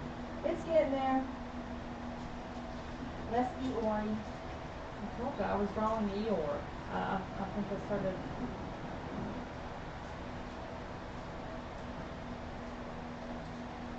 Okay, thanks for noticing.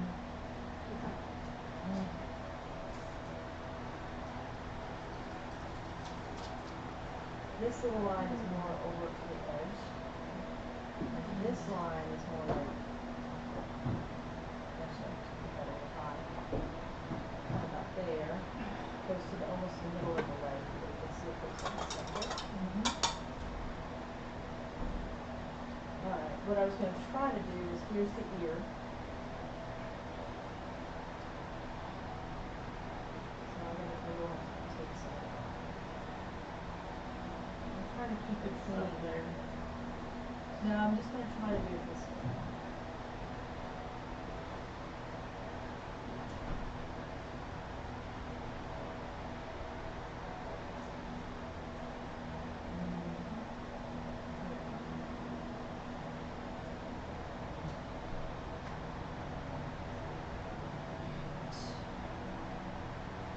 Both male and female hippopotamus. No, just the male. Some species do, and it's funny, like even with pronghorn antelope, sometimes females have them and sometimes they don't, but the males always have more impressive ones anyway. I'm pretty sure with impala, it's just the bucks.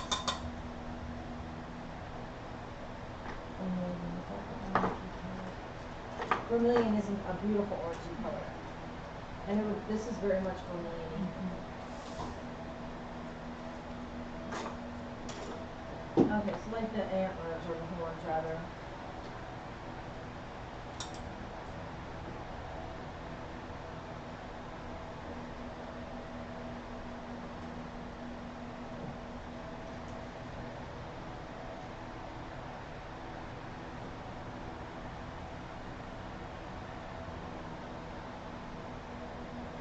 And then you've got one right next to it.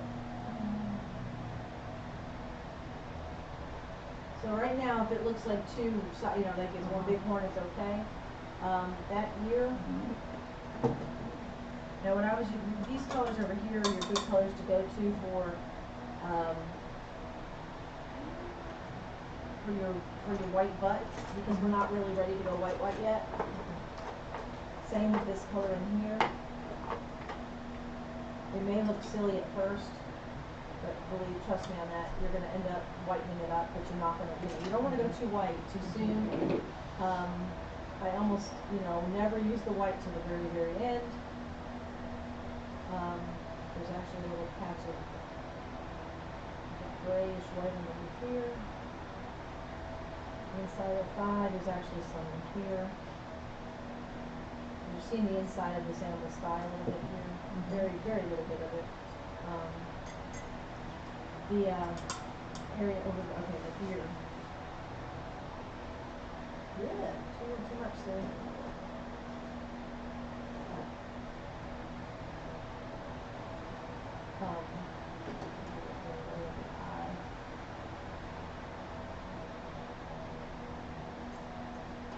What color are you using there?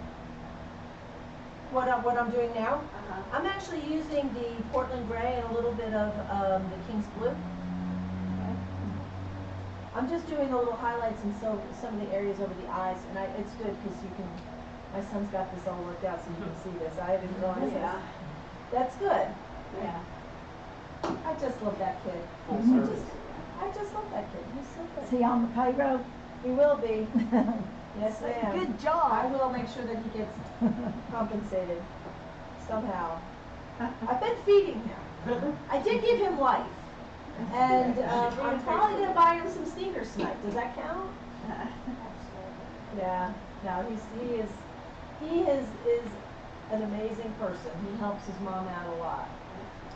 And he doesn't make me feel too stupid all the time. He doesn't, you know, even though he could, it's super easy for him to do. Just every now and then.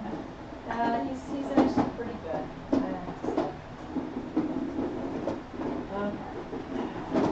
You are back on track, my dear. Thank you for getting rid of Dawn. And now we have the power. So now you can kind of, and you know, just using, like again, I choose to use bigger brushes at first and just work my way down. That's, at least you're kind of on track. And let's get over here to this one. No, dear. Let's see what we can do here. Okay. And yours is also slanty. Can we bring yours up? And this is the. Oh, we're not even close to details, girlfriend. We need a big old fat brush. Oh wait, no, here's one. Here's a good one right here. Is that one? That's good. That'll work. All right, I should be able to. I think. Look at all your little colors. I have a ton. It's like okay. She makes me look generous. I mixed a lot of little ones. Okay. So I felt like all of them were Let's see. Where's just your burnt sienna? Is that really all you're gonna give me? Oh, is that it? Okay. Let's get some of this. I'll give you a little bit more. I'll see. Alright, I'll give you a little bit more. Okay. I'm gonna start by just kind of getting some basic shapes in, okay? Go ahead. That's okay. We're good. That's good. That's good. Alright. It's where all the books. I need to take my glasses off. I do like that.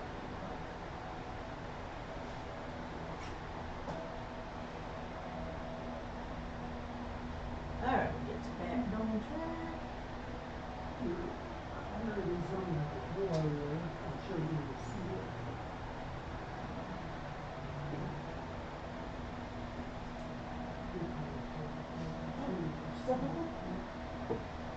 Oh, let me take some of that out. Yeah, that's pretty straight through here. I'm gonna try this one, say. Alright. Thank you. Yes. That was real good. Yeah. Goodness, and the color, yeah, with the purple. This isn't doing it for me.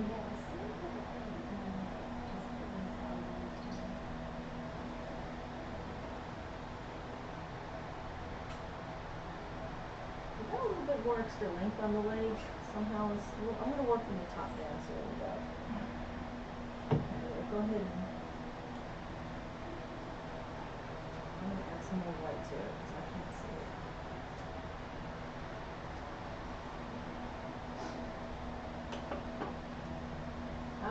I'm guessing where you went with your straighties. How this animal became so straight. It's a little bit I different. followed the, this, all the colors that we have from like the undertone. Okay.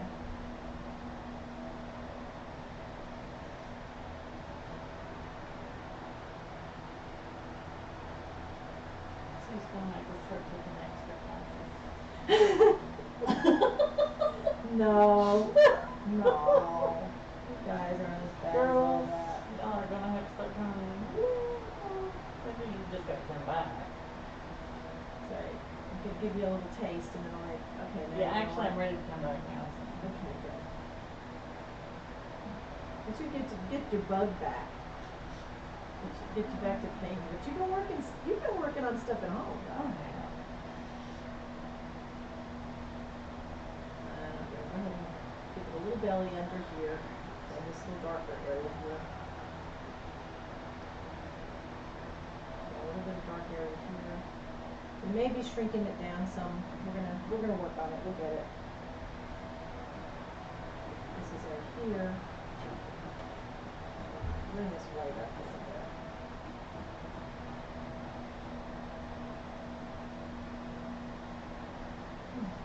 I know there's white. I know I used it. There it is.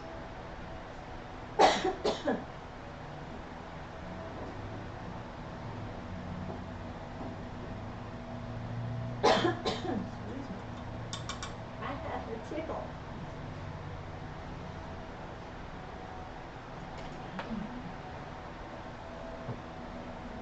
It's got a lot of yellows in here. I wasn't really sure where you got that idea. Excuse me. You were trying to what? You should have hollered at me. You should have said, Sue. Why don't you give me these?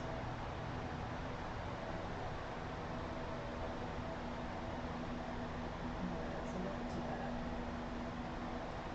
Here. And you know the reason I can add the white directly in like that, because I know I already have wet paint, right? So, the angle here, you have the angle for that.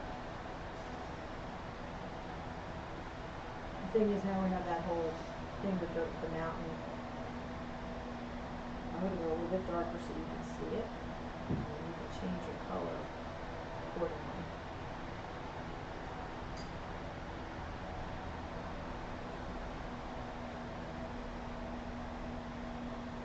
These legs are pretty darn straight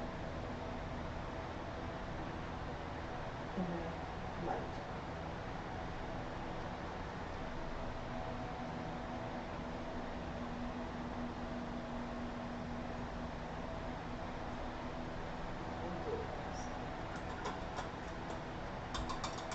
I'm trying not to. Yours got long, and I'm afraid. I think what probably happened was you were painting at it with it slanted back.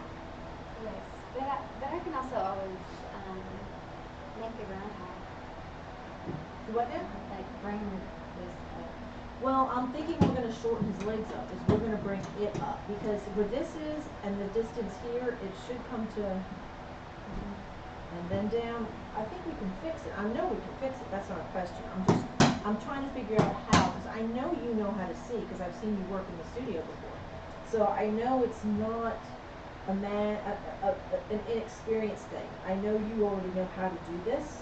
I think what happened was you had this so far tilted back that it was, the illusion was that it's almost like what I was just describing with what Michelangelo did with a lot of his paintings. He painted them so that they were. That makes sense because the head's very small.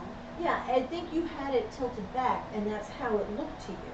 Because I know you know. I already know you know, because I've seen you do it. But I know that gets frustrating when you know how to do it, and it doesn't come out the way you think it should. I get it, believe me.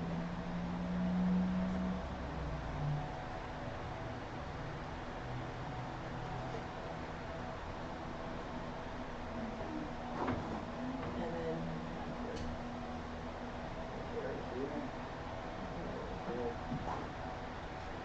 here.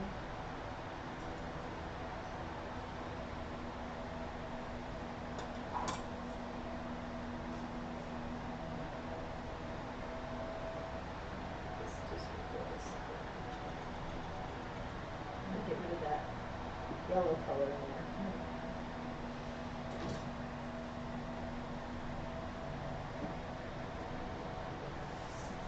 Everything I kept mixing, turn pink.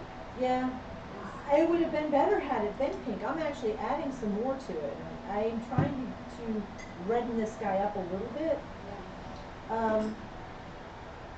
So I'm going a little overboard on some of the color, but I just want to try to get you back to where you normally would be. Like the shoulder here, it's yellow. Oh, it's killing me, man. Take out some of this color here.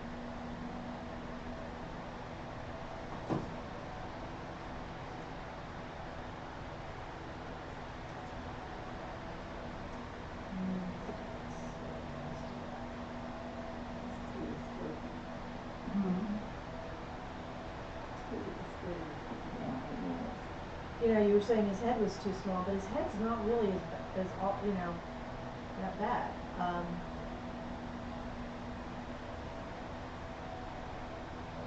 If I was to, Oh yeah, I definitely have to bring that blonde up. no, we're gonna fix his legs, honey. Don't worry, we're gonna get it. So I'm going to bring this over.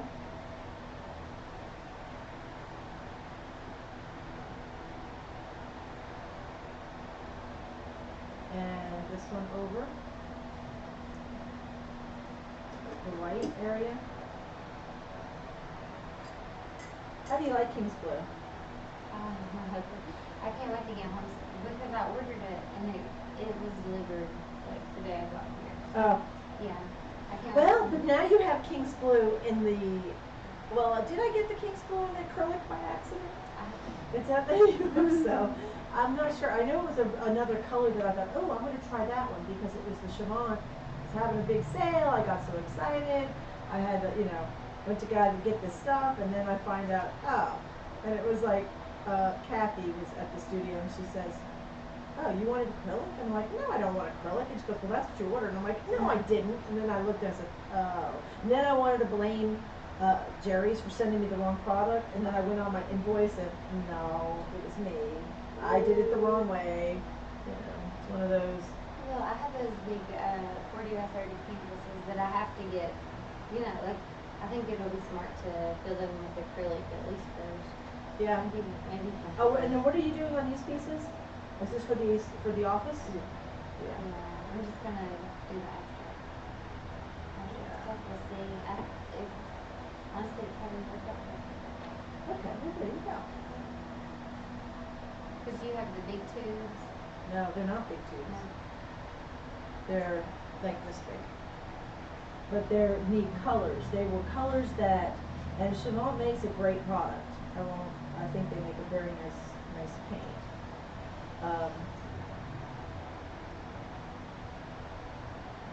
It's not coming out the way I want the color.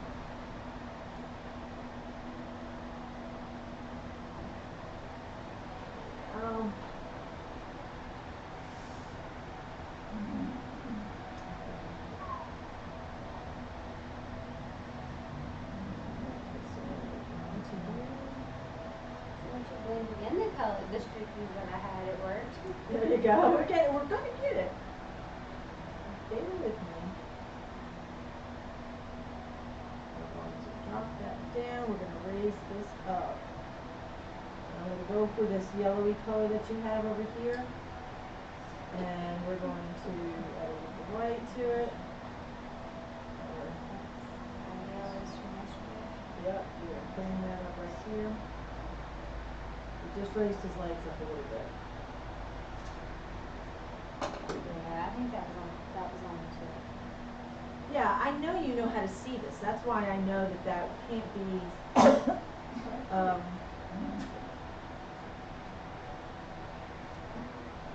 one of those weird things like, why did it look like that? You had it on the tilt and it just distorted your angle of view. You were seeing it the way you were painting it the way it would look if you painted it at that weird level. Yeah. Because when I was looking at it, I could tell it didn't make, it looked like that's how it would look if you did it with that. Hey, I'm giving you the benefit of the doubt. Thank you. I'm certain that's what was happening.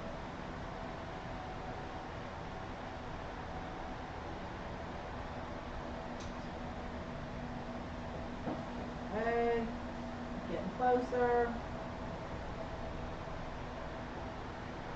Let's see if I can get about this too.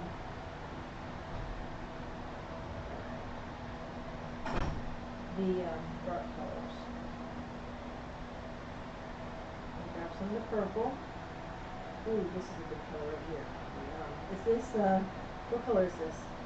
That is the color I used for the board. I don't know if the color that color. Yeah. It looks like, is that one you just mixed, you mean? Yeah, it's like that umber purple. Perfect. It's perfect in these areas too. So we blend in very well. Yeah, we're gonna refine the shoulder a little bit. It's not quite as big as that, but we've got that.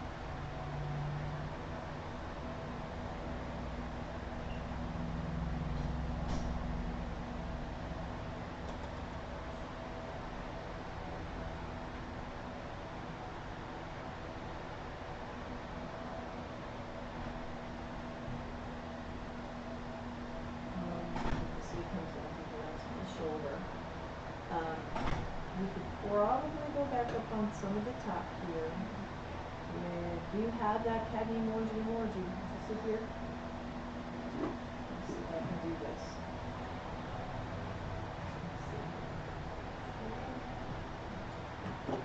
Okay.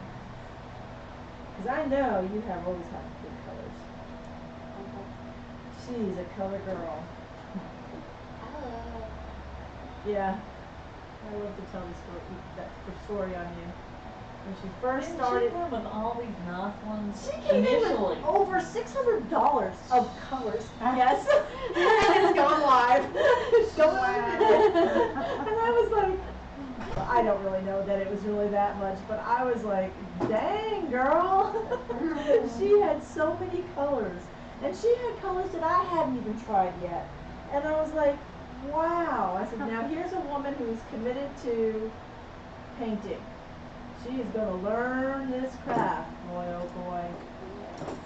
Or she'll be broke trying. Oh no, she has saved money for her office, I'm just saying. Yes.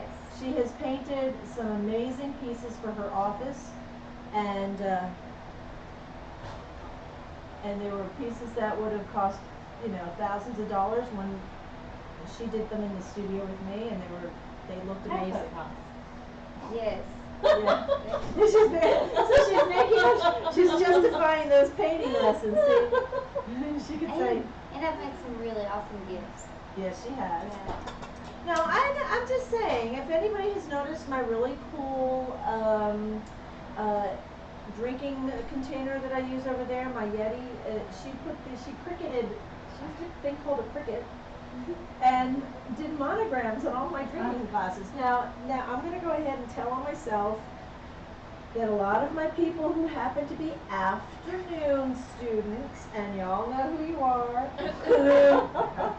sometimes it's been known for us to drink a little wine when we're working.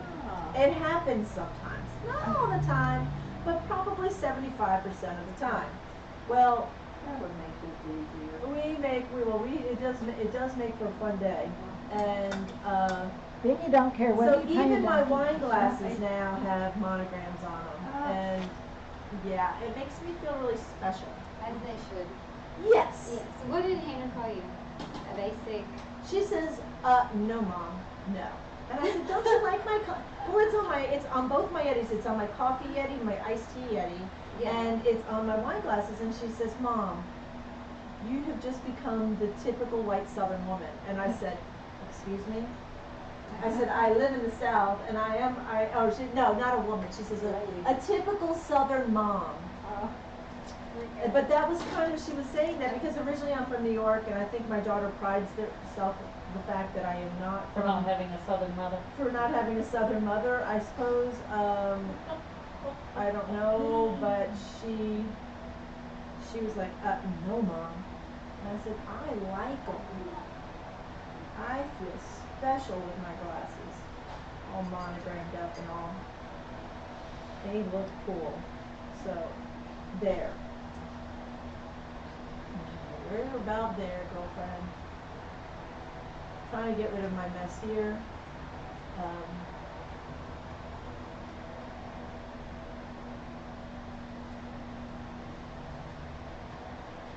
Okay. And I think you're okay. You're okay with the horn, right? Or do you want me to help with the horn? I think you can do it. It looks like you have the right stroke. You can get that swoopy stroke on there. I just need to do the spiral part. Yeah, we're all not even close to that part yet. Okay. So we're getting there. Okay, I'm gonna jump on mine. I've been around the room. Sure. Now you got to come back around again. I gotta get on this guy because what I think it is, everybody else's pieces are a lot further along than mine. Oh, see? Mhm. Oh, how pretty. There you go. See? Do you have a stencil for that? No, it's just like a computer program. Oh, okay. The font and everything's stored. Yep. And it's in the Cricut. It just cuts it right out. Ah, that's amazing. A lot in this world.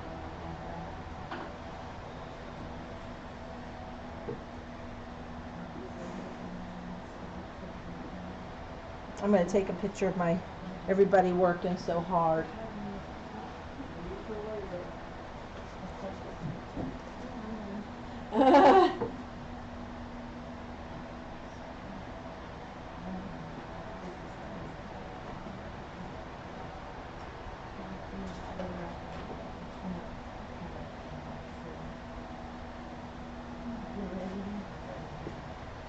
I'll start to get. I need to get some pictures because I hadn't taken any pictures of I people got a working. few. Did you? I didn't know that you had. I hadn't. Okay. All right, back to painting. This is gonna take me another year. Oh, I bet it won't. I know, I've not done nothing. I think you're. I have this feeling you're gonna finish this right up tomorrow. Okay. There we go. Well, I can see his tail now. Yeah, I had a problem with that. Oh, you did blow up my.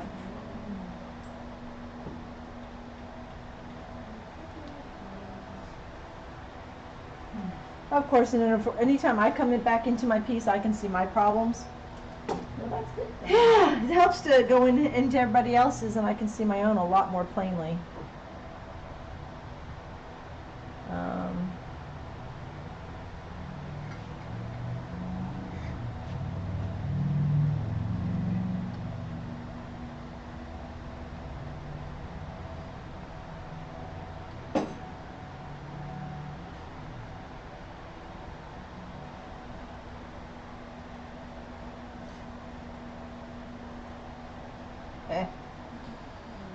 That's never a good sound when I make that sound.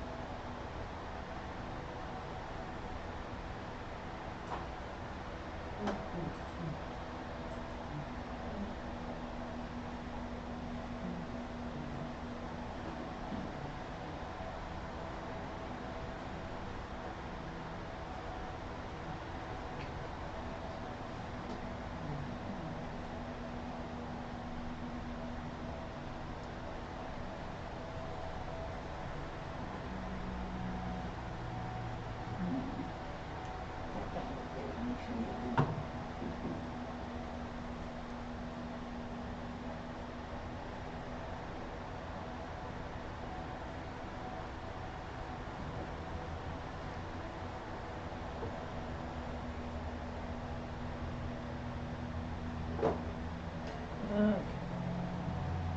I got to do some correction on mine. There's still some stuff that needs to be done, so I was using a very large brush before, and I start shrinking my brush down a little bit. Or maybe not. Let's see.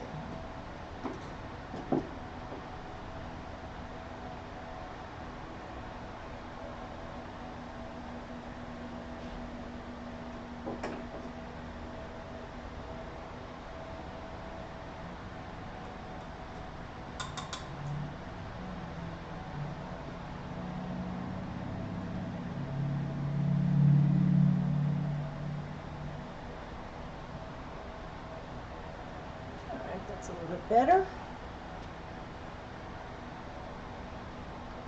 Move that in. How's everybody doing? Everybody sounds so quiet. Are you thinking? There's some serious thinking going on, I can tell. Sorry about that. Serious.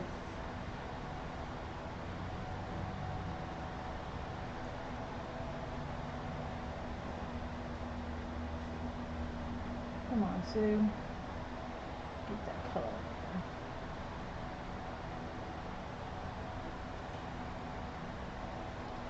there. Alright, this is when I need to start pinking it up a little bit. So whenever I could see that my colors, I need to go a little bit more dramatic on some of my lighting areas. I just added some of, I'm making some pinks here. Whether you have quinacridone or alizarin, any one of your pinks will probably be okay. I'm trying to, and it's not lightening it up exactly the way I want, so I'm going to do the best I can with what I have now, knowing full well that tomorrow when I come in, a lot of this will be dried a little bit more, and it will be a little bit more conducive to what I'm trying to have happen here.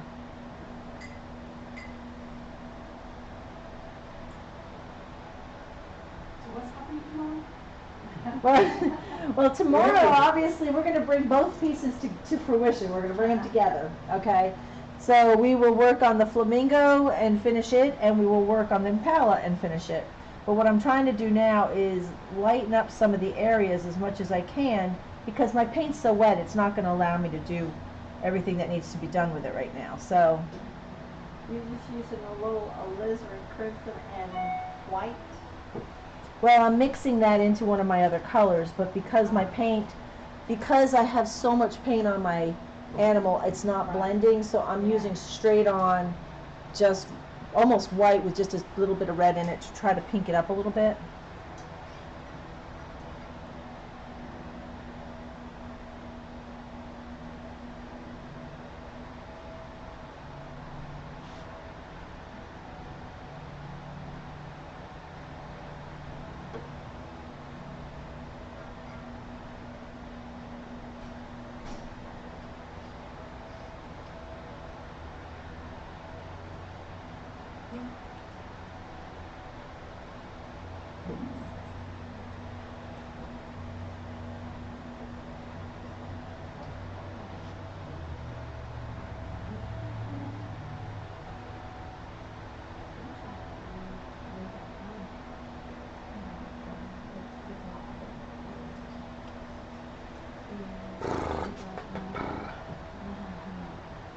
Aren't you sputtering there? Yep, that's me. That's me going. That would be me. Yeah.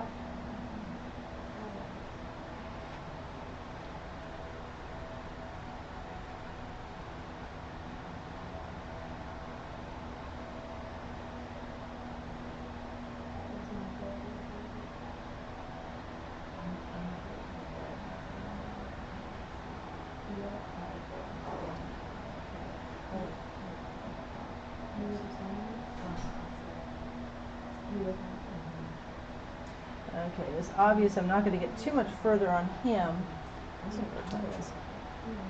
So I'm going to start working on some of the other background components of the piece. I'm going to get him as far as I can. But right now I'm going to switch to some of the other background. Like I said, I actually put some other plants and stuff into my piece. And I'm going to go ahead and switch on to doing some of that now. And remember we talked about composition and adding some elements and height and things in here, and that's where I'm going to go. I'm going to leave the little beastie boy alone for a minute.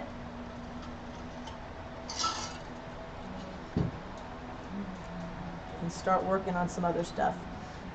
Now, anytime something has light shining through it from one side, and when it's backlit, the area on, so if the sun is over here, the subject is here, and we're going to have that backlighting behind it. This side of the structure or subject will be much darker. So in the case of like this plant, I'm going to go very dark. Now granted, I'm going to be working into some wet paint because I have my background color. So even though you may want your ultimate color to be, say you wanted it to be dark brown, you're going to use brown with maybe black in it. You're going to try to get that color on your palette as dark as you can because you're going into a wet surface that has light in it. So when I say the white paint is in there, so I'm going to mix a color that's pretty darn dark, and it may actually use a lot of the same colors I've already been using, but I'm going to be using some black in it as well. So I'm going to take a lot of dark colors here. Blacks,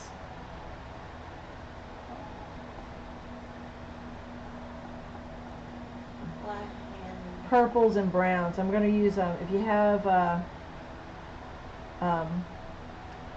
burnt umber, use it for the plant material that I'm getting ready to put in here.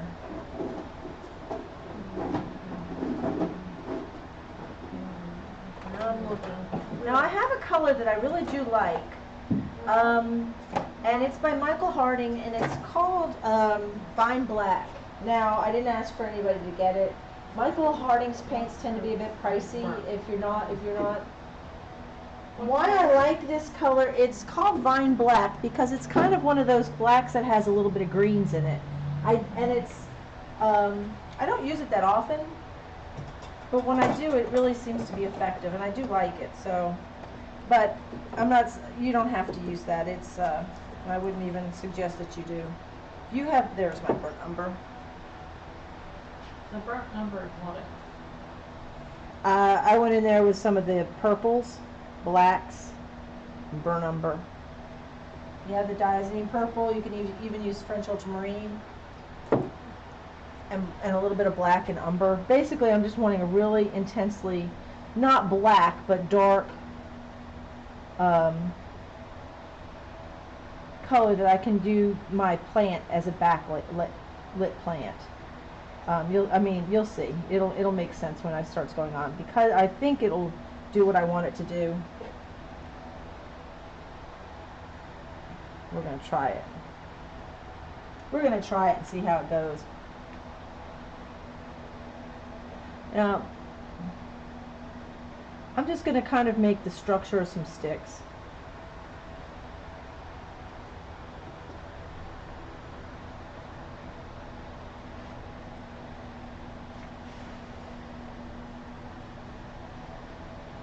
This is in behind the animal, so I'm not putting it in front of him in any way. I may even have some of it come up from behind him. But I want it to look... So I'm giving some weight to this side of the painting.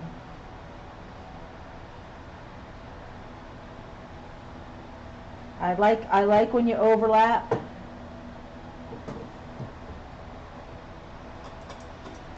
And I may just leave it at that. May add a little bit, and so it may look like black, but this is that color I just mixed using and it actually dried a lot more than I thought it would. But it's that purples with burnt umbers and...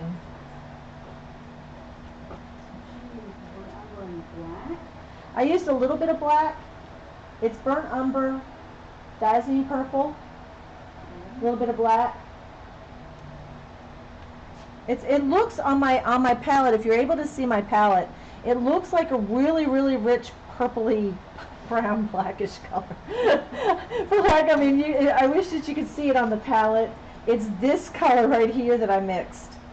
And but what I'm fixing to do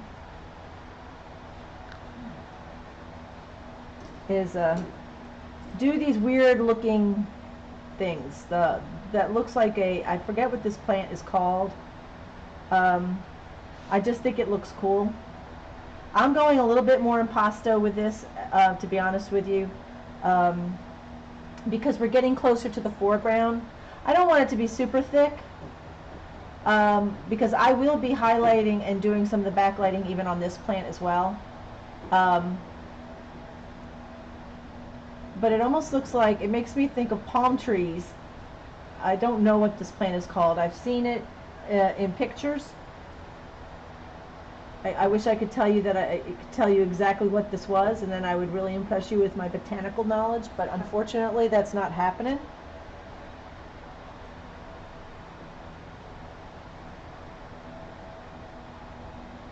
And I'm going to let the tip of my brush do a lot of the work. So when I want a refined point to my plant, you gotta pull off the pressure on your brush, and you can even let it wiggle around a little bit. It will give a more believable, you don't want it to look like That's one way to do it. too contrived. I kind of wiggle around a little bit, let my brush do the work.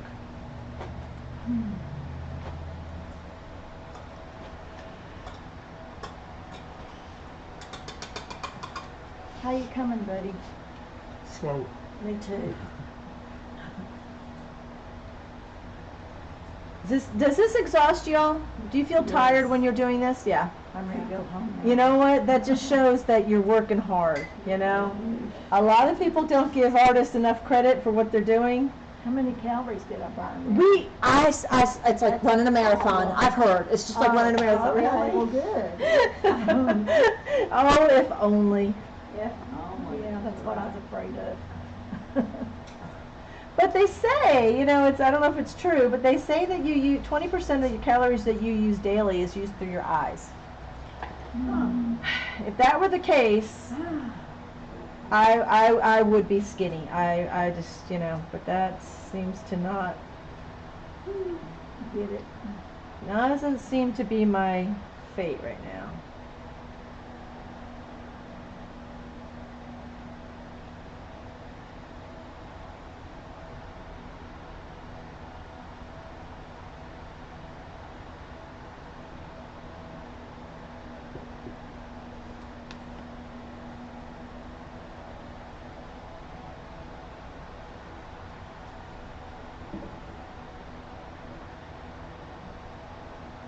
Looks like I have that. I'm going to put another one in here anyway.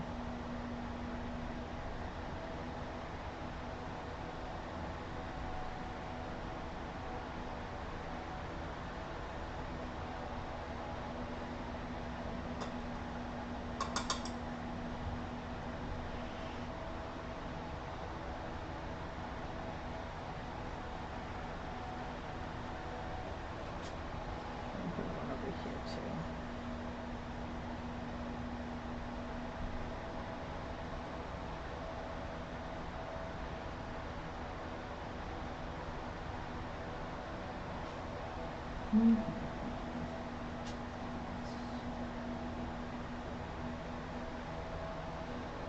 How's everybody doing? Just cheer the song.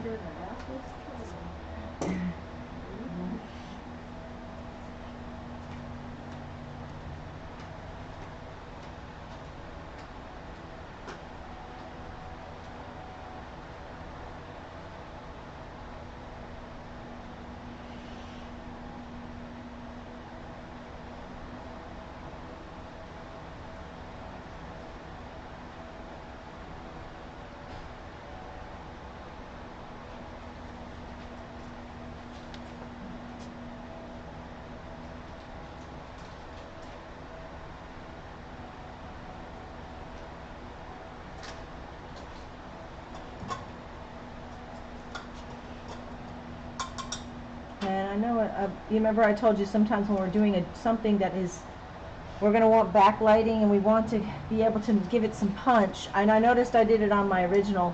Sometimes it's, I know like here I've been working on this side, the rear end of this animal, and I want it to stand out a little bit more. So I'm giving it a dark element that will push that part out a little bit more. And this is just manipulating that idea. I just wanted it, so I wanted to give it something dark to push off of.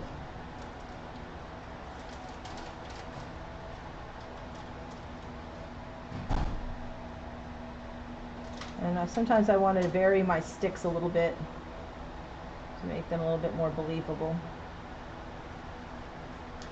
And every now and then it's a good idea to take a step off your piece and just look. I know that after having done that, we talked about some of the elements of composition. I still need a little bit more weight through here. So I'm going to use the same color that I'm using, and it's basically very similar to what we started out with down here. But we've left it alone for a few hours, and it probably has a little bit more dry time on it. So I'm going to add a little bit. It's going to be darker now than the grass we started with when we said we wanted to take advantage of the wet on wet kind of idea here. I'm working a la prima. Now these will be darker, and it will give you an illusion of depth, because the grass that we first put down will be lighter because it was painted into a wet surface. Again, I'm trying to have my direction go towards this area, that I'm leading that eye again, and sometimes just even the direction of the grass. You don't want to exaggerate it so much that it's obviously everything's going in this direction, but you want to go ahead and how to suggest it.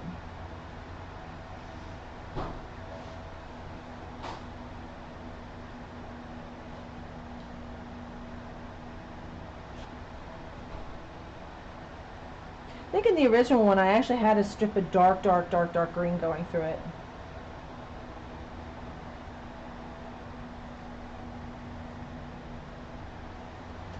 And so even though I'm actually painting in behind my animal with dark plants here, and I still haven't gotten him all the way painted,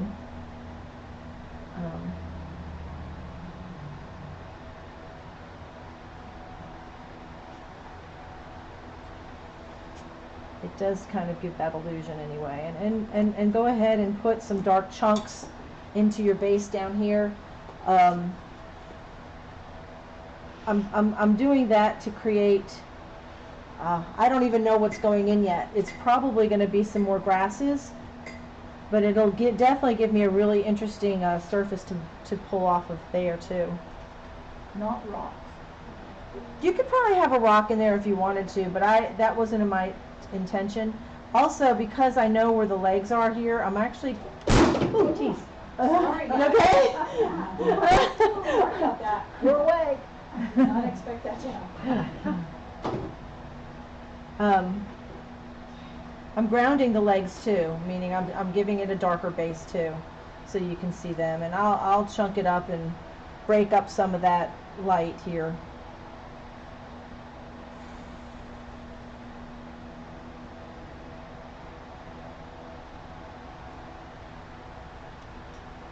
And it's a good idea and everybody here is mostly sitting, but it's a good idea to step off of the piece a little bit sometimes.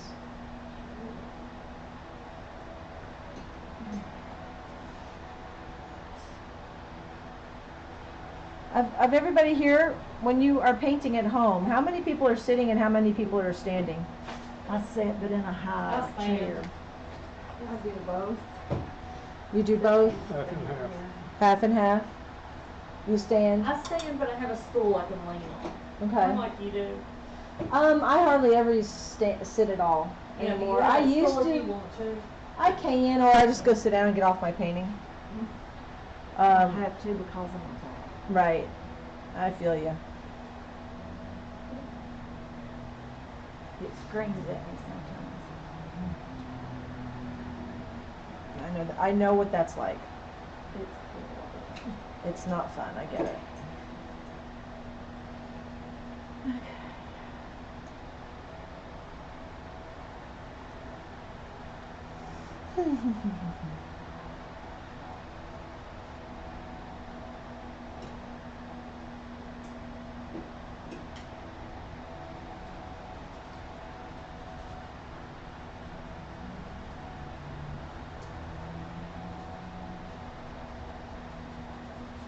Actually, I have mine. It's funny. I look at mine now, and I'm thinking the background is very light compared to what it should be. It's okay. I kind of like how it looks. This will be early sunset instead of dark, evening. Really setting in. The background should have some light areas, but maybe not quite as light as I have. But I'm okay with it.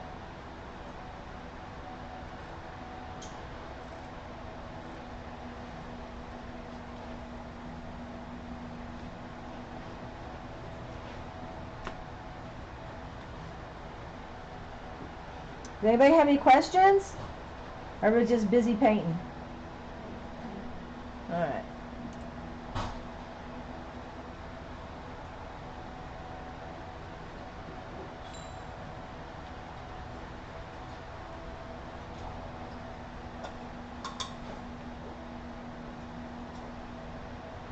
Great.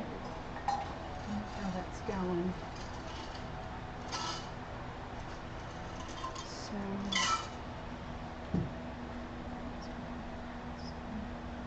How you doing? I'm just trying to figure it out. I'm sure it's figuring just fine. I bet you're doing all right. I know, but that face. That was a good face. I like that one.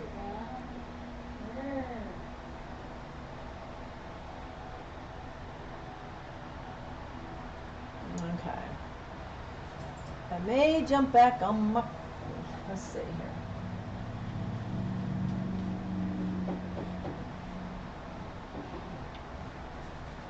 I think I'm gonna jump on my Impala. Okay.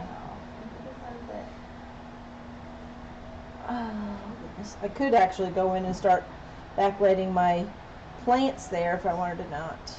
I think I'm gonna leave my plants till tomorrow. Yeah, I was thinking the backlighting was gonna all take place tomorrow. But, how are we doing on time? Who's tired? I'm gonna leave here in about 10 minutes. You are? Yes. Now you stayed for lunch, you didn't leave before, did you? Correct. Well, and Dan and I are gonna head into Knox Vegas? That's what, well, Matt and I are too. And Amanda's coming with us, aren't you? Huh? Sure. Yes, Yeah, okay. if you would like to accompany me. Yes, we would love to have you. Aw, where are you guys going? Well, we don't know. We're gonna look for some At sneaks. least the mall. Probably, At least, oh yeah. because I think, Mr. Matt, we're gonna try to find some sneakers Yes. and take advantage of Tax-free weekend. tax-free weekend. But you never know what we'll get into. I hope my husband's done that today. Which mall are y'all going to? West End. Okay. Good. You know, the outdoor shopping area on the west end of Knoxville is nice, but I like them all. I like it closed. The weather's always good. Yeah. It's never cold, it's never raining, it's never snowing. I like the Market Square area. I like a roof. I love Market Yeah, I like Square. Market Square, I but it's have an not a uncle that mall. lives up there in a condo. Oh, really? Strip mall. He's 86. Oh, wow. Always Don't traveled. like it because He's been to London 18 times. it's He's been to essentially a Africa. mall, Yeah. but there's yeah. no roof. Yeah, he lived in San Market Francisco Square. until about 5 years the- ago, so he never open married, floor. so I'm the one that he would call if he got hurt Still. or anything. So I told him, I said, the Market Square, you can walk to any place. I said, let's get you up there, and he loves it. Oh, yeah, Market Square is beautiful up that, Yeah. He gets out every day and walks. And he's how old? 86. Wow. When I go to Vancouver, one of the place that I stay with one of my students' mothers. And her name, my student's name is Joanne, and her mom is Barbara. Her mom is 86 years old, and she is the coolest lady. And you have to admire anybody who comes to you. As soon as you open the door, she greets you at the door with a glass of wine. Yeah, he She's does too. a nice lady. And I mean, we joke and laugh and get along so well. He cooks for my daughter every Tuesday. Oh, wow.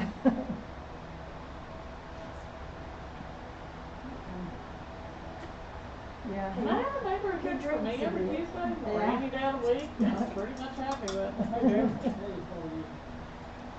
What kind of trees are those in the background? I knew you were going to ask me. Don't ask me that question. Oh, I just said I don't know what they're called. but they look like palm trees. Yeah, as I said, they kind of remind me of that. I wish I should look this up because it's one of the plants, one of the botanicals of Africa. I wish I could impress you with my botanical knowledge, but I do not know. But it is a real plant. It's not one I made up in my head. Oh no, you never know. But in this case, I can assure you, this is an actual real plant.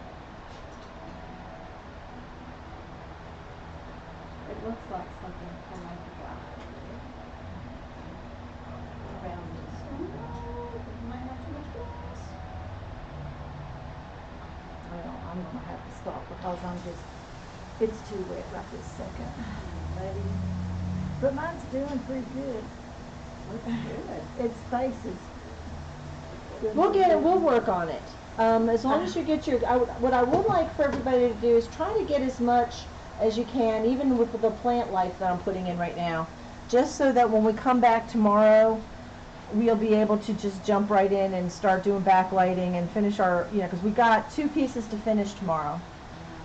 And it may seem like, oh, we're so far along, but you'll be surprised at how we start fretting when we're trying to move through it and we're not getting it.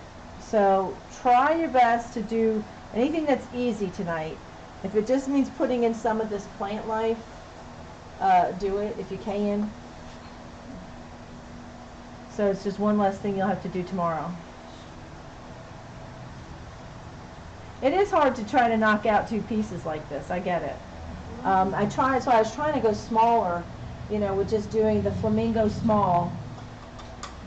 And, you know, both of these actually much smaller.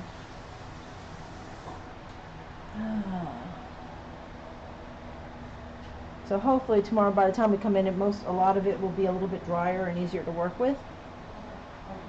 Maybe somebody come in tonight and finish The fairy. I was gonna say, isn't that like the little cobbler elves that come in and make the shoes? Yeah, we'll have like a painting fairy. Yep. And everybody will be like, oh my gosh, these look amazing. That's what I'm hoping for. It's funny, I had been accused of doing that with my students' works, and I swear to them, I was like, you know, when y'all leave, I just say, I'm out of here. I'm good.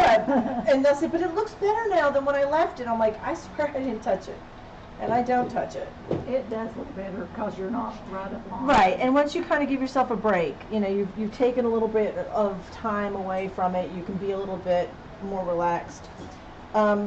Since what I'm going to do with the little bit of time that I have left now on my Impala, I'm going to look at any place that has light or dark and emphasize those things now, so that when I come in tomorrow, I can just concentrate on some of the detail and not get too caught up in, you know, trying to fix things. I just want to try to, so like on the antlers, the horns here, I'm going to go in and make this darker underneath.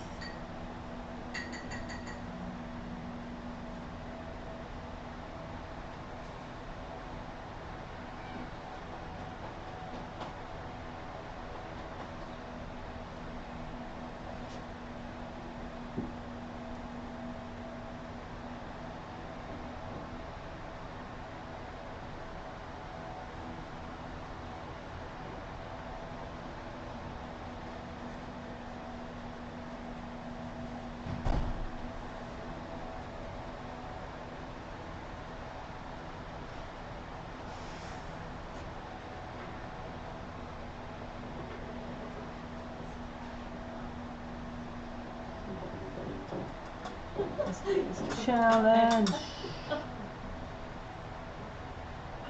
Did you do the plant life with the round? I did. That's what I I just was used a thinking. big old. Okay. I've got one, but I think it might be too big. This one's a 12. I'm working with an 8.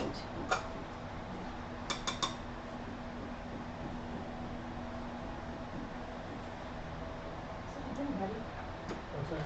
It's pretty. Oh, thank you. I don't think so. I'm working on it though. This is nice. I think I've got it next year, we will. I feel like I've just been working until it's dead.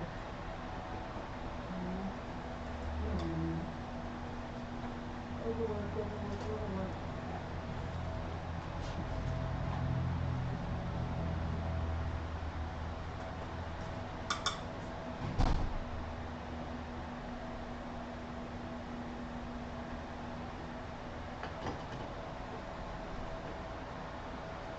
Okay, we're doing that.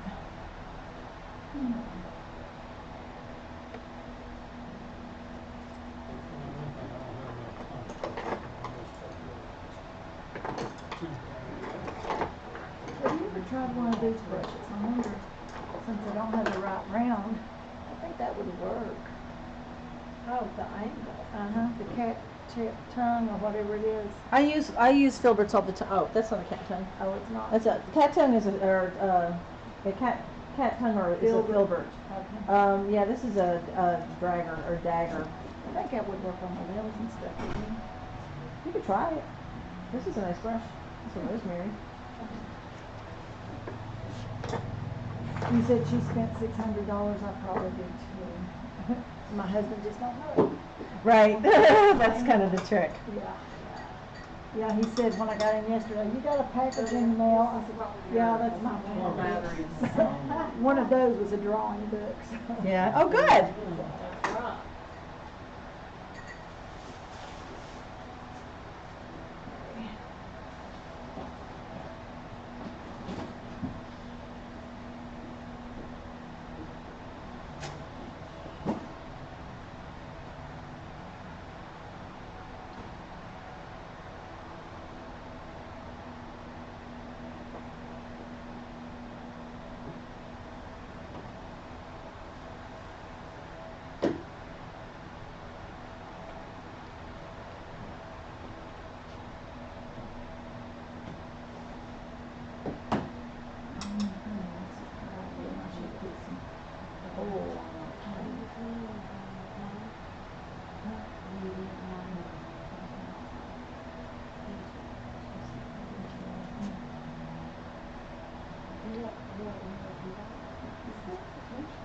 You said the ring key did work.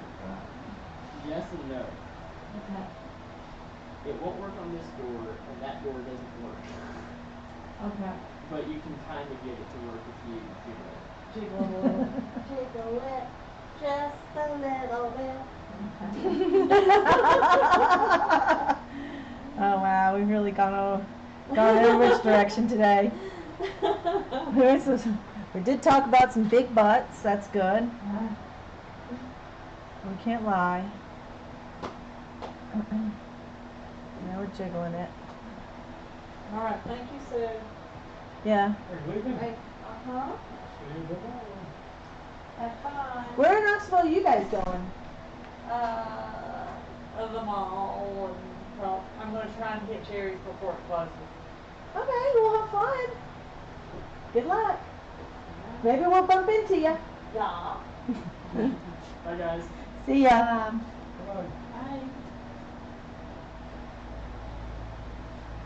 Bye.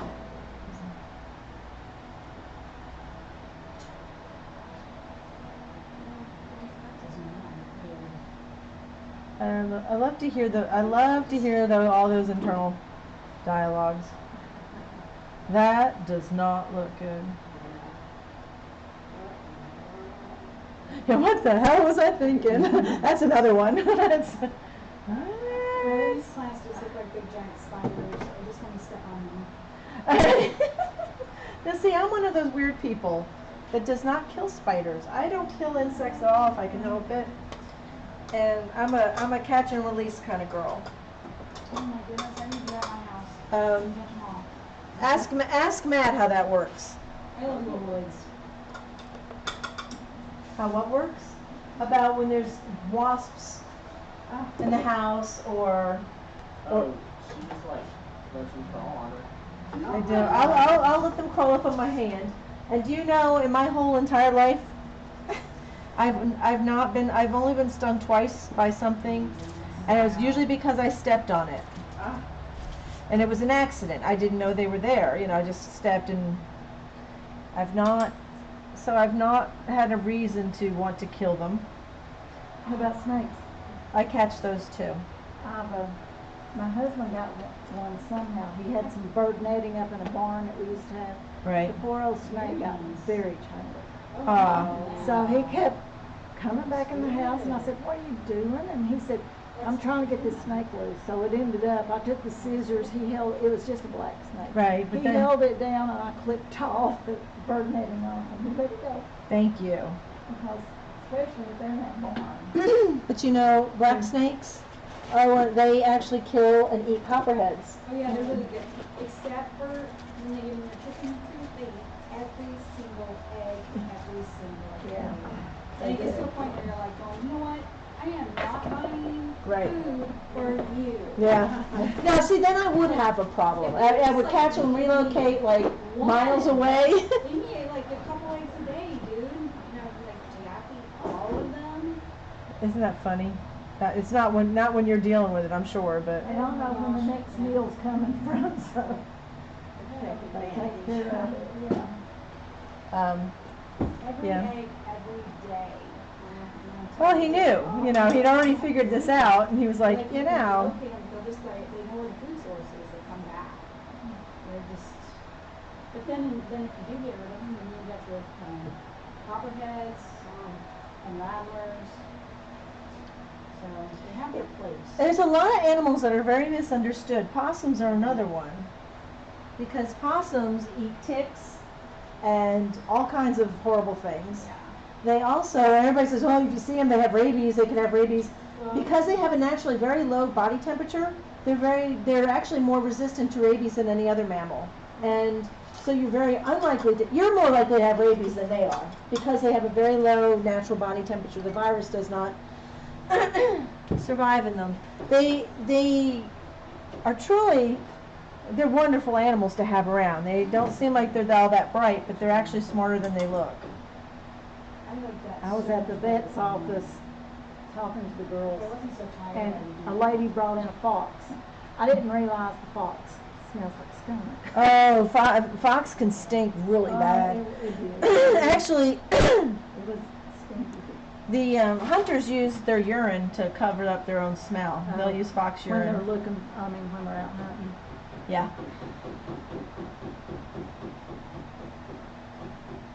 I told her, I said, I think your fox needs a bath. Was it a pet? Yes. Yeah. And she was from Kentucky, and none of the vets would treat it. Right. Because it's a wild animal, and it had broken its leg. Well, the vet told her its leg was broke, so he couldn't treat it because it was going to have major surgery with a pin, Right. and he didn't do that kind. So I don't know if they ever got anybody to take care of the poor little thing. It was hurting, Aw. But it was her pet, though. She had Yeah, it it for. was. She said it had accidentally got out and come back like that on the both legs. Hmm. And it's interesting to me because what a lot of folks don't realize, veterinarians included, that a lot of just like ferrets and minks and animals that are raised for fur, they are farmed. You can buy fox stalls, and they're not usually wild caught. They're usually farmed. And so if something is technically farmed, it's considered domestic. Even though there are animals, the red fox that we have and the gray fox, I'm not really sure why a veterinarian would refuse care. It's something about the license and everything. He was going to treat it, but he didn't do that type of surgery. Uh-huh. And I asked the girl, I said, couldn't they taken it over to UT at the vet school? Because, they treat all kinds of stuff. Right. And I don't know if they would or not. Because it was going to be really pricey, but I hope they didn't just leave it. Euthanize her? Yeah. Because it was a real pretty fox. Was it a red fox or Uh-huh. was it colored? No, it was a red one. Now, I've seen white ones on the Facebook before. They're beautiful. Well, I think they come in almost every color now because they're domesticated, they're raised for fur, so. But I can't imagine killing something like that for its fur. Yeah. I can't imagine anybody mistreating an animal, period. A dog fighting, it just, oh my gosh, it just hurts. Yep.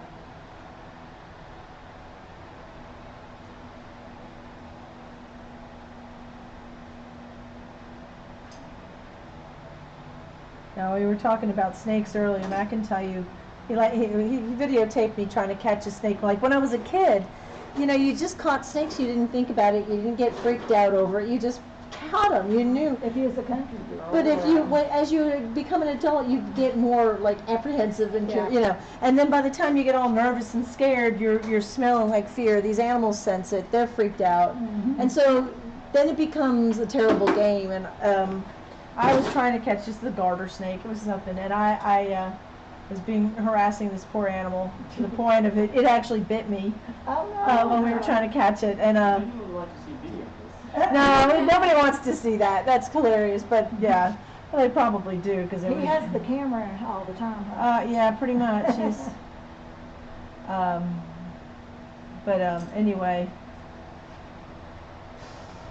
it eventually got me. It did bite me. But when I was a kid, I would catch stuff all the time. And when I first moved to Tennessee, keep in mind I was from New York State. And New York, we didn't have the same fauna as you have here. We had, big snakes, like, and poisonous snakes, but it was mainly rattlesnakes. But we didn't really see them. We knew they were out there, but not where I lived. And I never really was that familiar with them.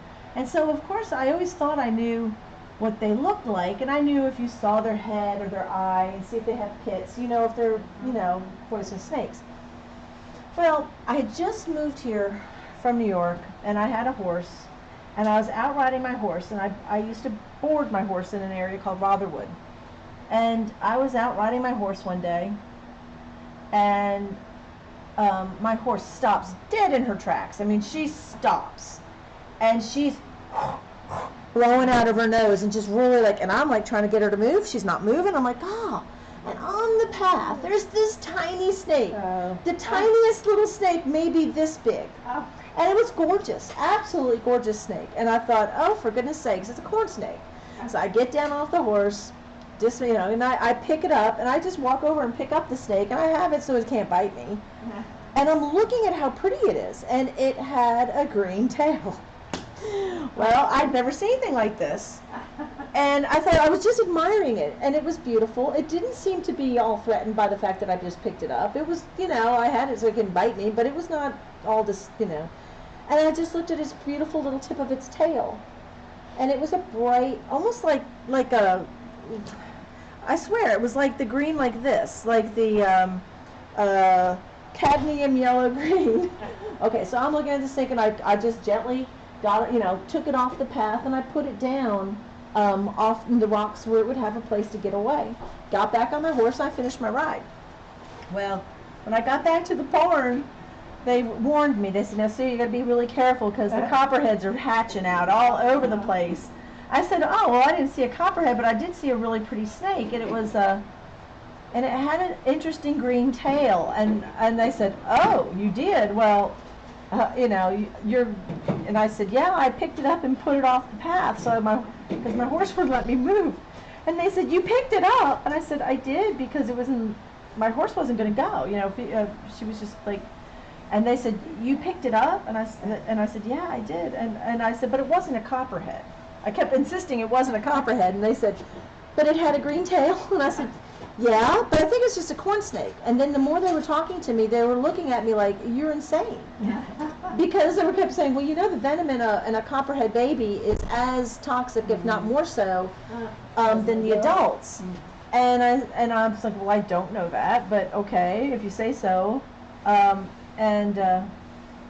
Sure enough, now we have Google, right? We can Google everything.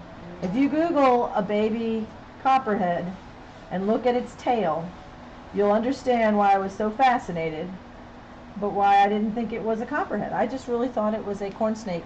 So God does protect the innocent and the stupid. I really do believe, because Well, you picked it up right. yeah, but I shouldn't have picked it up at all. I just did because it was in my way, and my horse didn't want to go. Obviously, my horse had a whole lot more sense than I did, and I should have trusted her. We're just trying to protect you.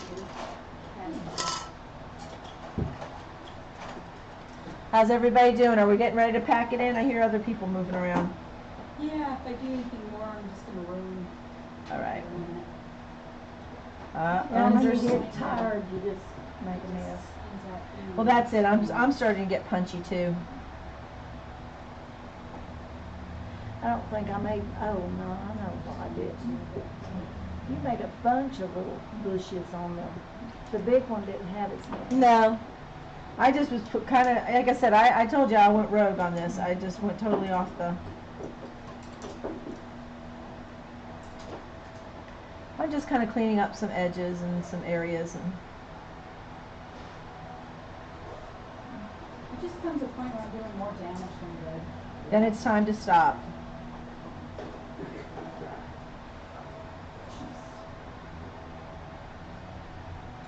We're bringing that daddy.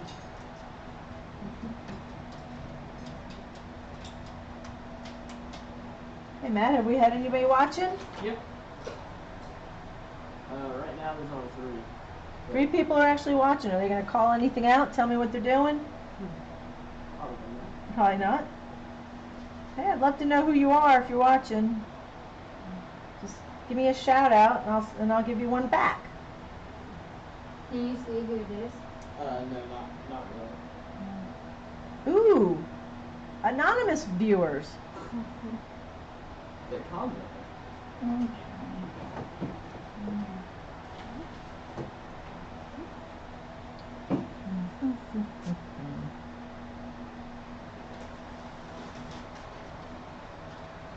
Well, mine does kind of look like palm leaves, but that's okay. I will have to try to find out what that plant is called so everybody can feel better about their plants. I like it. It really is a plant. Good. Okay. Then I'm gonna take palm leaves. That's okay too. That's, yeah,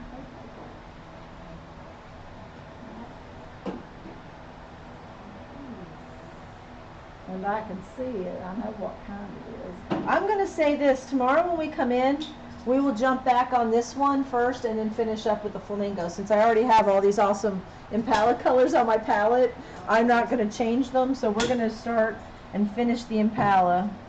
Oh. Well, that sounds exciting.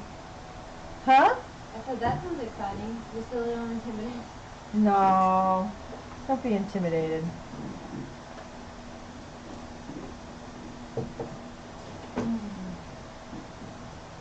So just leave this one on the pink, or like on the angel? Yeah. Okay. I'm just doing a little bit of refinement on my legs before I leave, because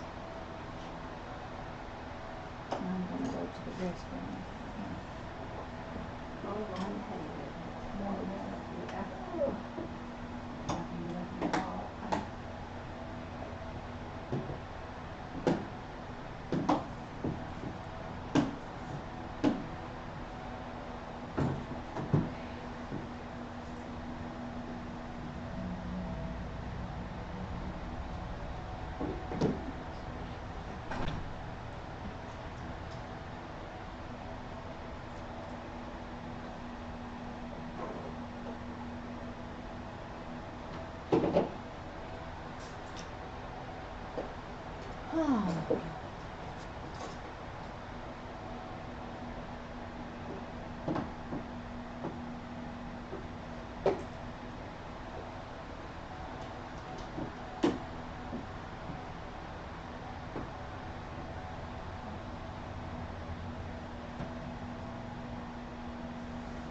One advantage of this whole live streaming thing is that you don't have to watch it live. If anyone ever wants to go back and look at it, everything has been uploaded to YouTube now as just a video. So if you wanted to go back and look at sections of any of these days, just go to her YouTube channel and you can scroll back through Wow. all the different footage that you and you can hear the interesting conversation. Great. Having all day. Oh, that would be worth it. Come in.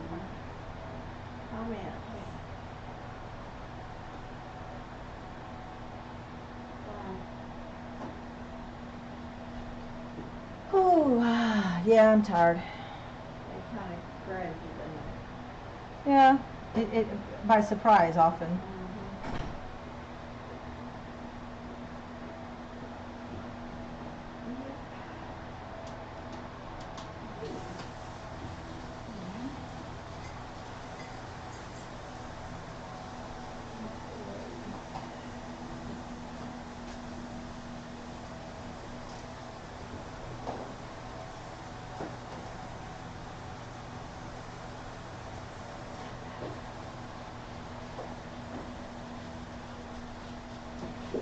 And I know I'll probably have some other plants in the foreground going this way, so I can just, because I always hate doing the ends of the legs.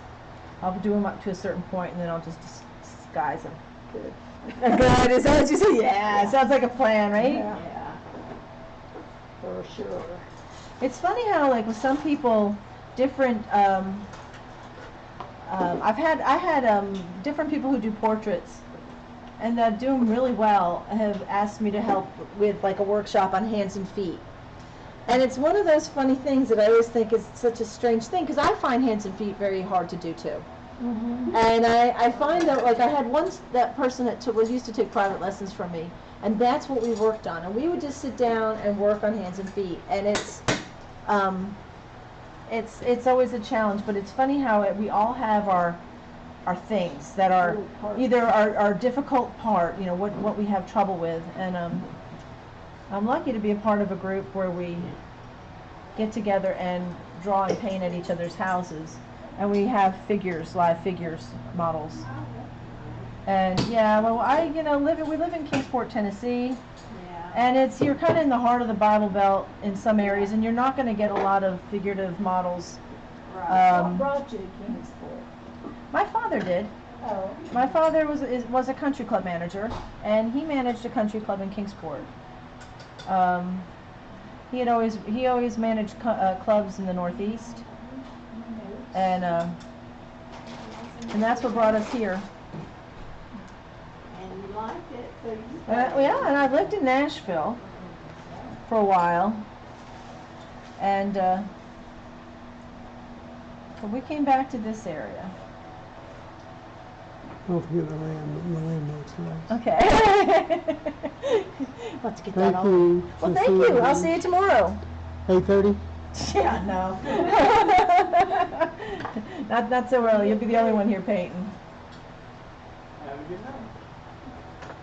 You'll be down here at 8:30 with the door unlocked, won't you? Yeah, something like that. Alright, guys. Did any of you guys really get here that early? I did. No, but I could. Now, she could get here. She has the room right there. Oh, are you staying on the first floor? Yeah, Wow. I know.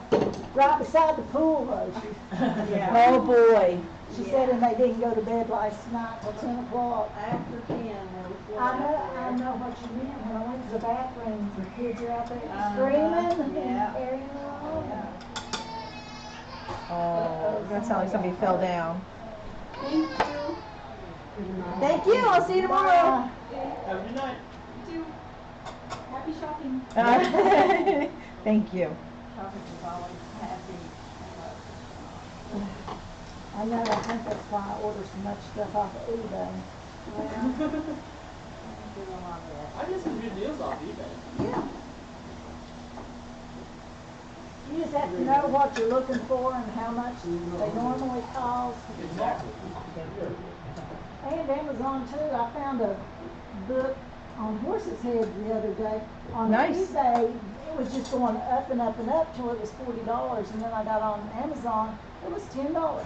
The same dang book. Those people are just wanting to win that auction. They don't care how much they That's pay. right. It's about winning the bid. Yeah. There's Well, so many marketing books. Whoever it about was that. bidding, I would just let Yeah, them have yeah, it. you're absolutely right. Oh yeah. Okay, get all this stuff lined up so I can start in the morning. As many marketing classes I've taken, Yeah. I'm even Yeah. curious Start about right. it. There's this thing called Domino's Smart Slice, and it's just regular school pizza. But when you brand it with Domino's, the brand recognition that the students have, and when you sell that in the school cafeteria, it just sells. It outsells any other pizza just because of brand recognition. Exactly, yeah.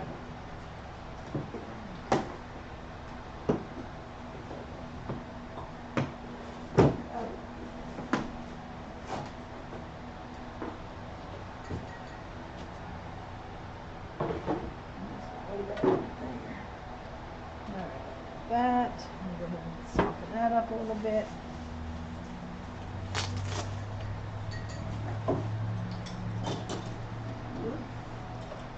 That's me. I just drop things and leave a little clutter everywhere I go.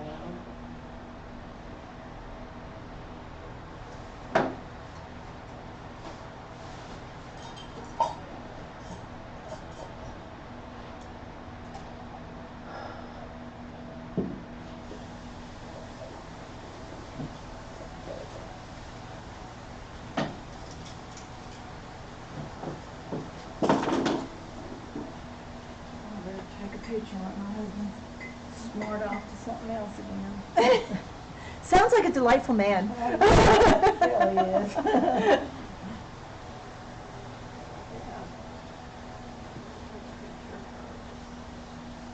It's always a good idea. I always tell my students it's a good idea to take a picture of your work as you leave, because it does show what progress you've made from the day before and that type of thing. And and especially if you make corrections and there's some things that are changing and yada yada, it does help.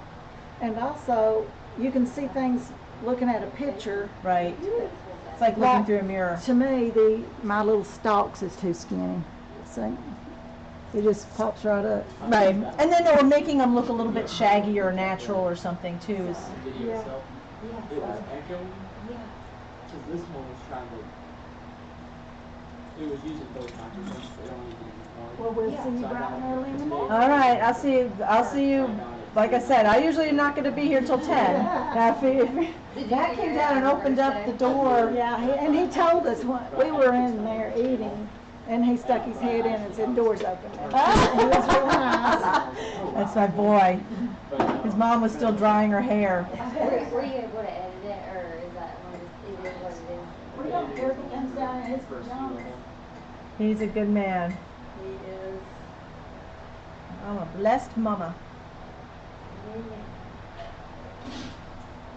Matt, are you going to school next year? I am. Where are you going? Starting at Northeast State, doing 2 years there, then transferring to ETSU. Currently on ETSU's drumline, and doing some classes online, some on campus. So I only have to go actually to a class for 2 or 3 times a week, and the rest of it's all.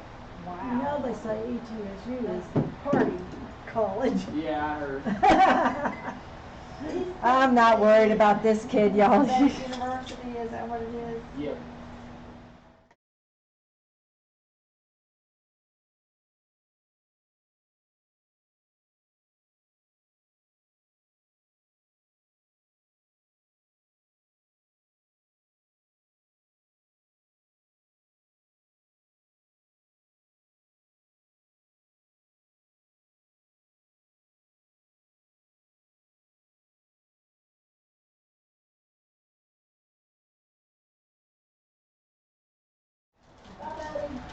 Hey, see you tomorrow. Okay.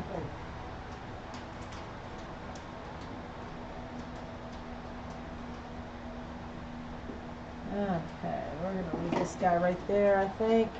Plug everything up. I hope when I come in tomorrow that I feel as good about it as I do right now. It looks great. Turn this way and sign off. Just, which way? Turn towards here? Just, yeah, Right here. And you can see me? All right, well, thanks for tuning in. Tomorrow we'll be able to finish everything up. We'll be starting around 10-ish or so. Tune in and see how everybody does. I'll probably want to go around the room just to give you an idea of what everybody's been working on. So thanks for tuning in. See you tomorrow.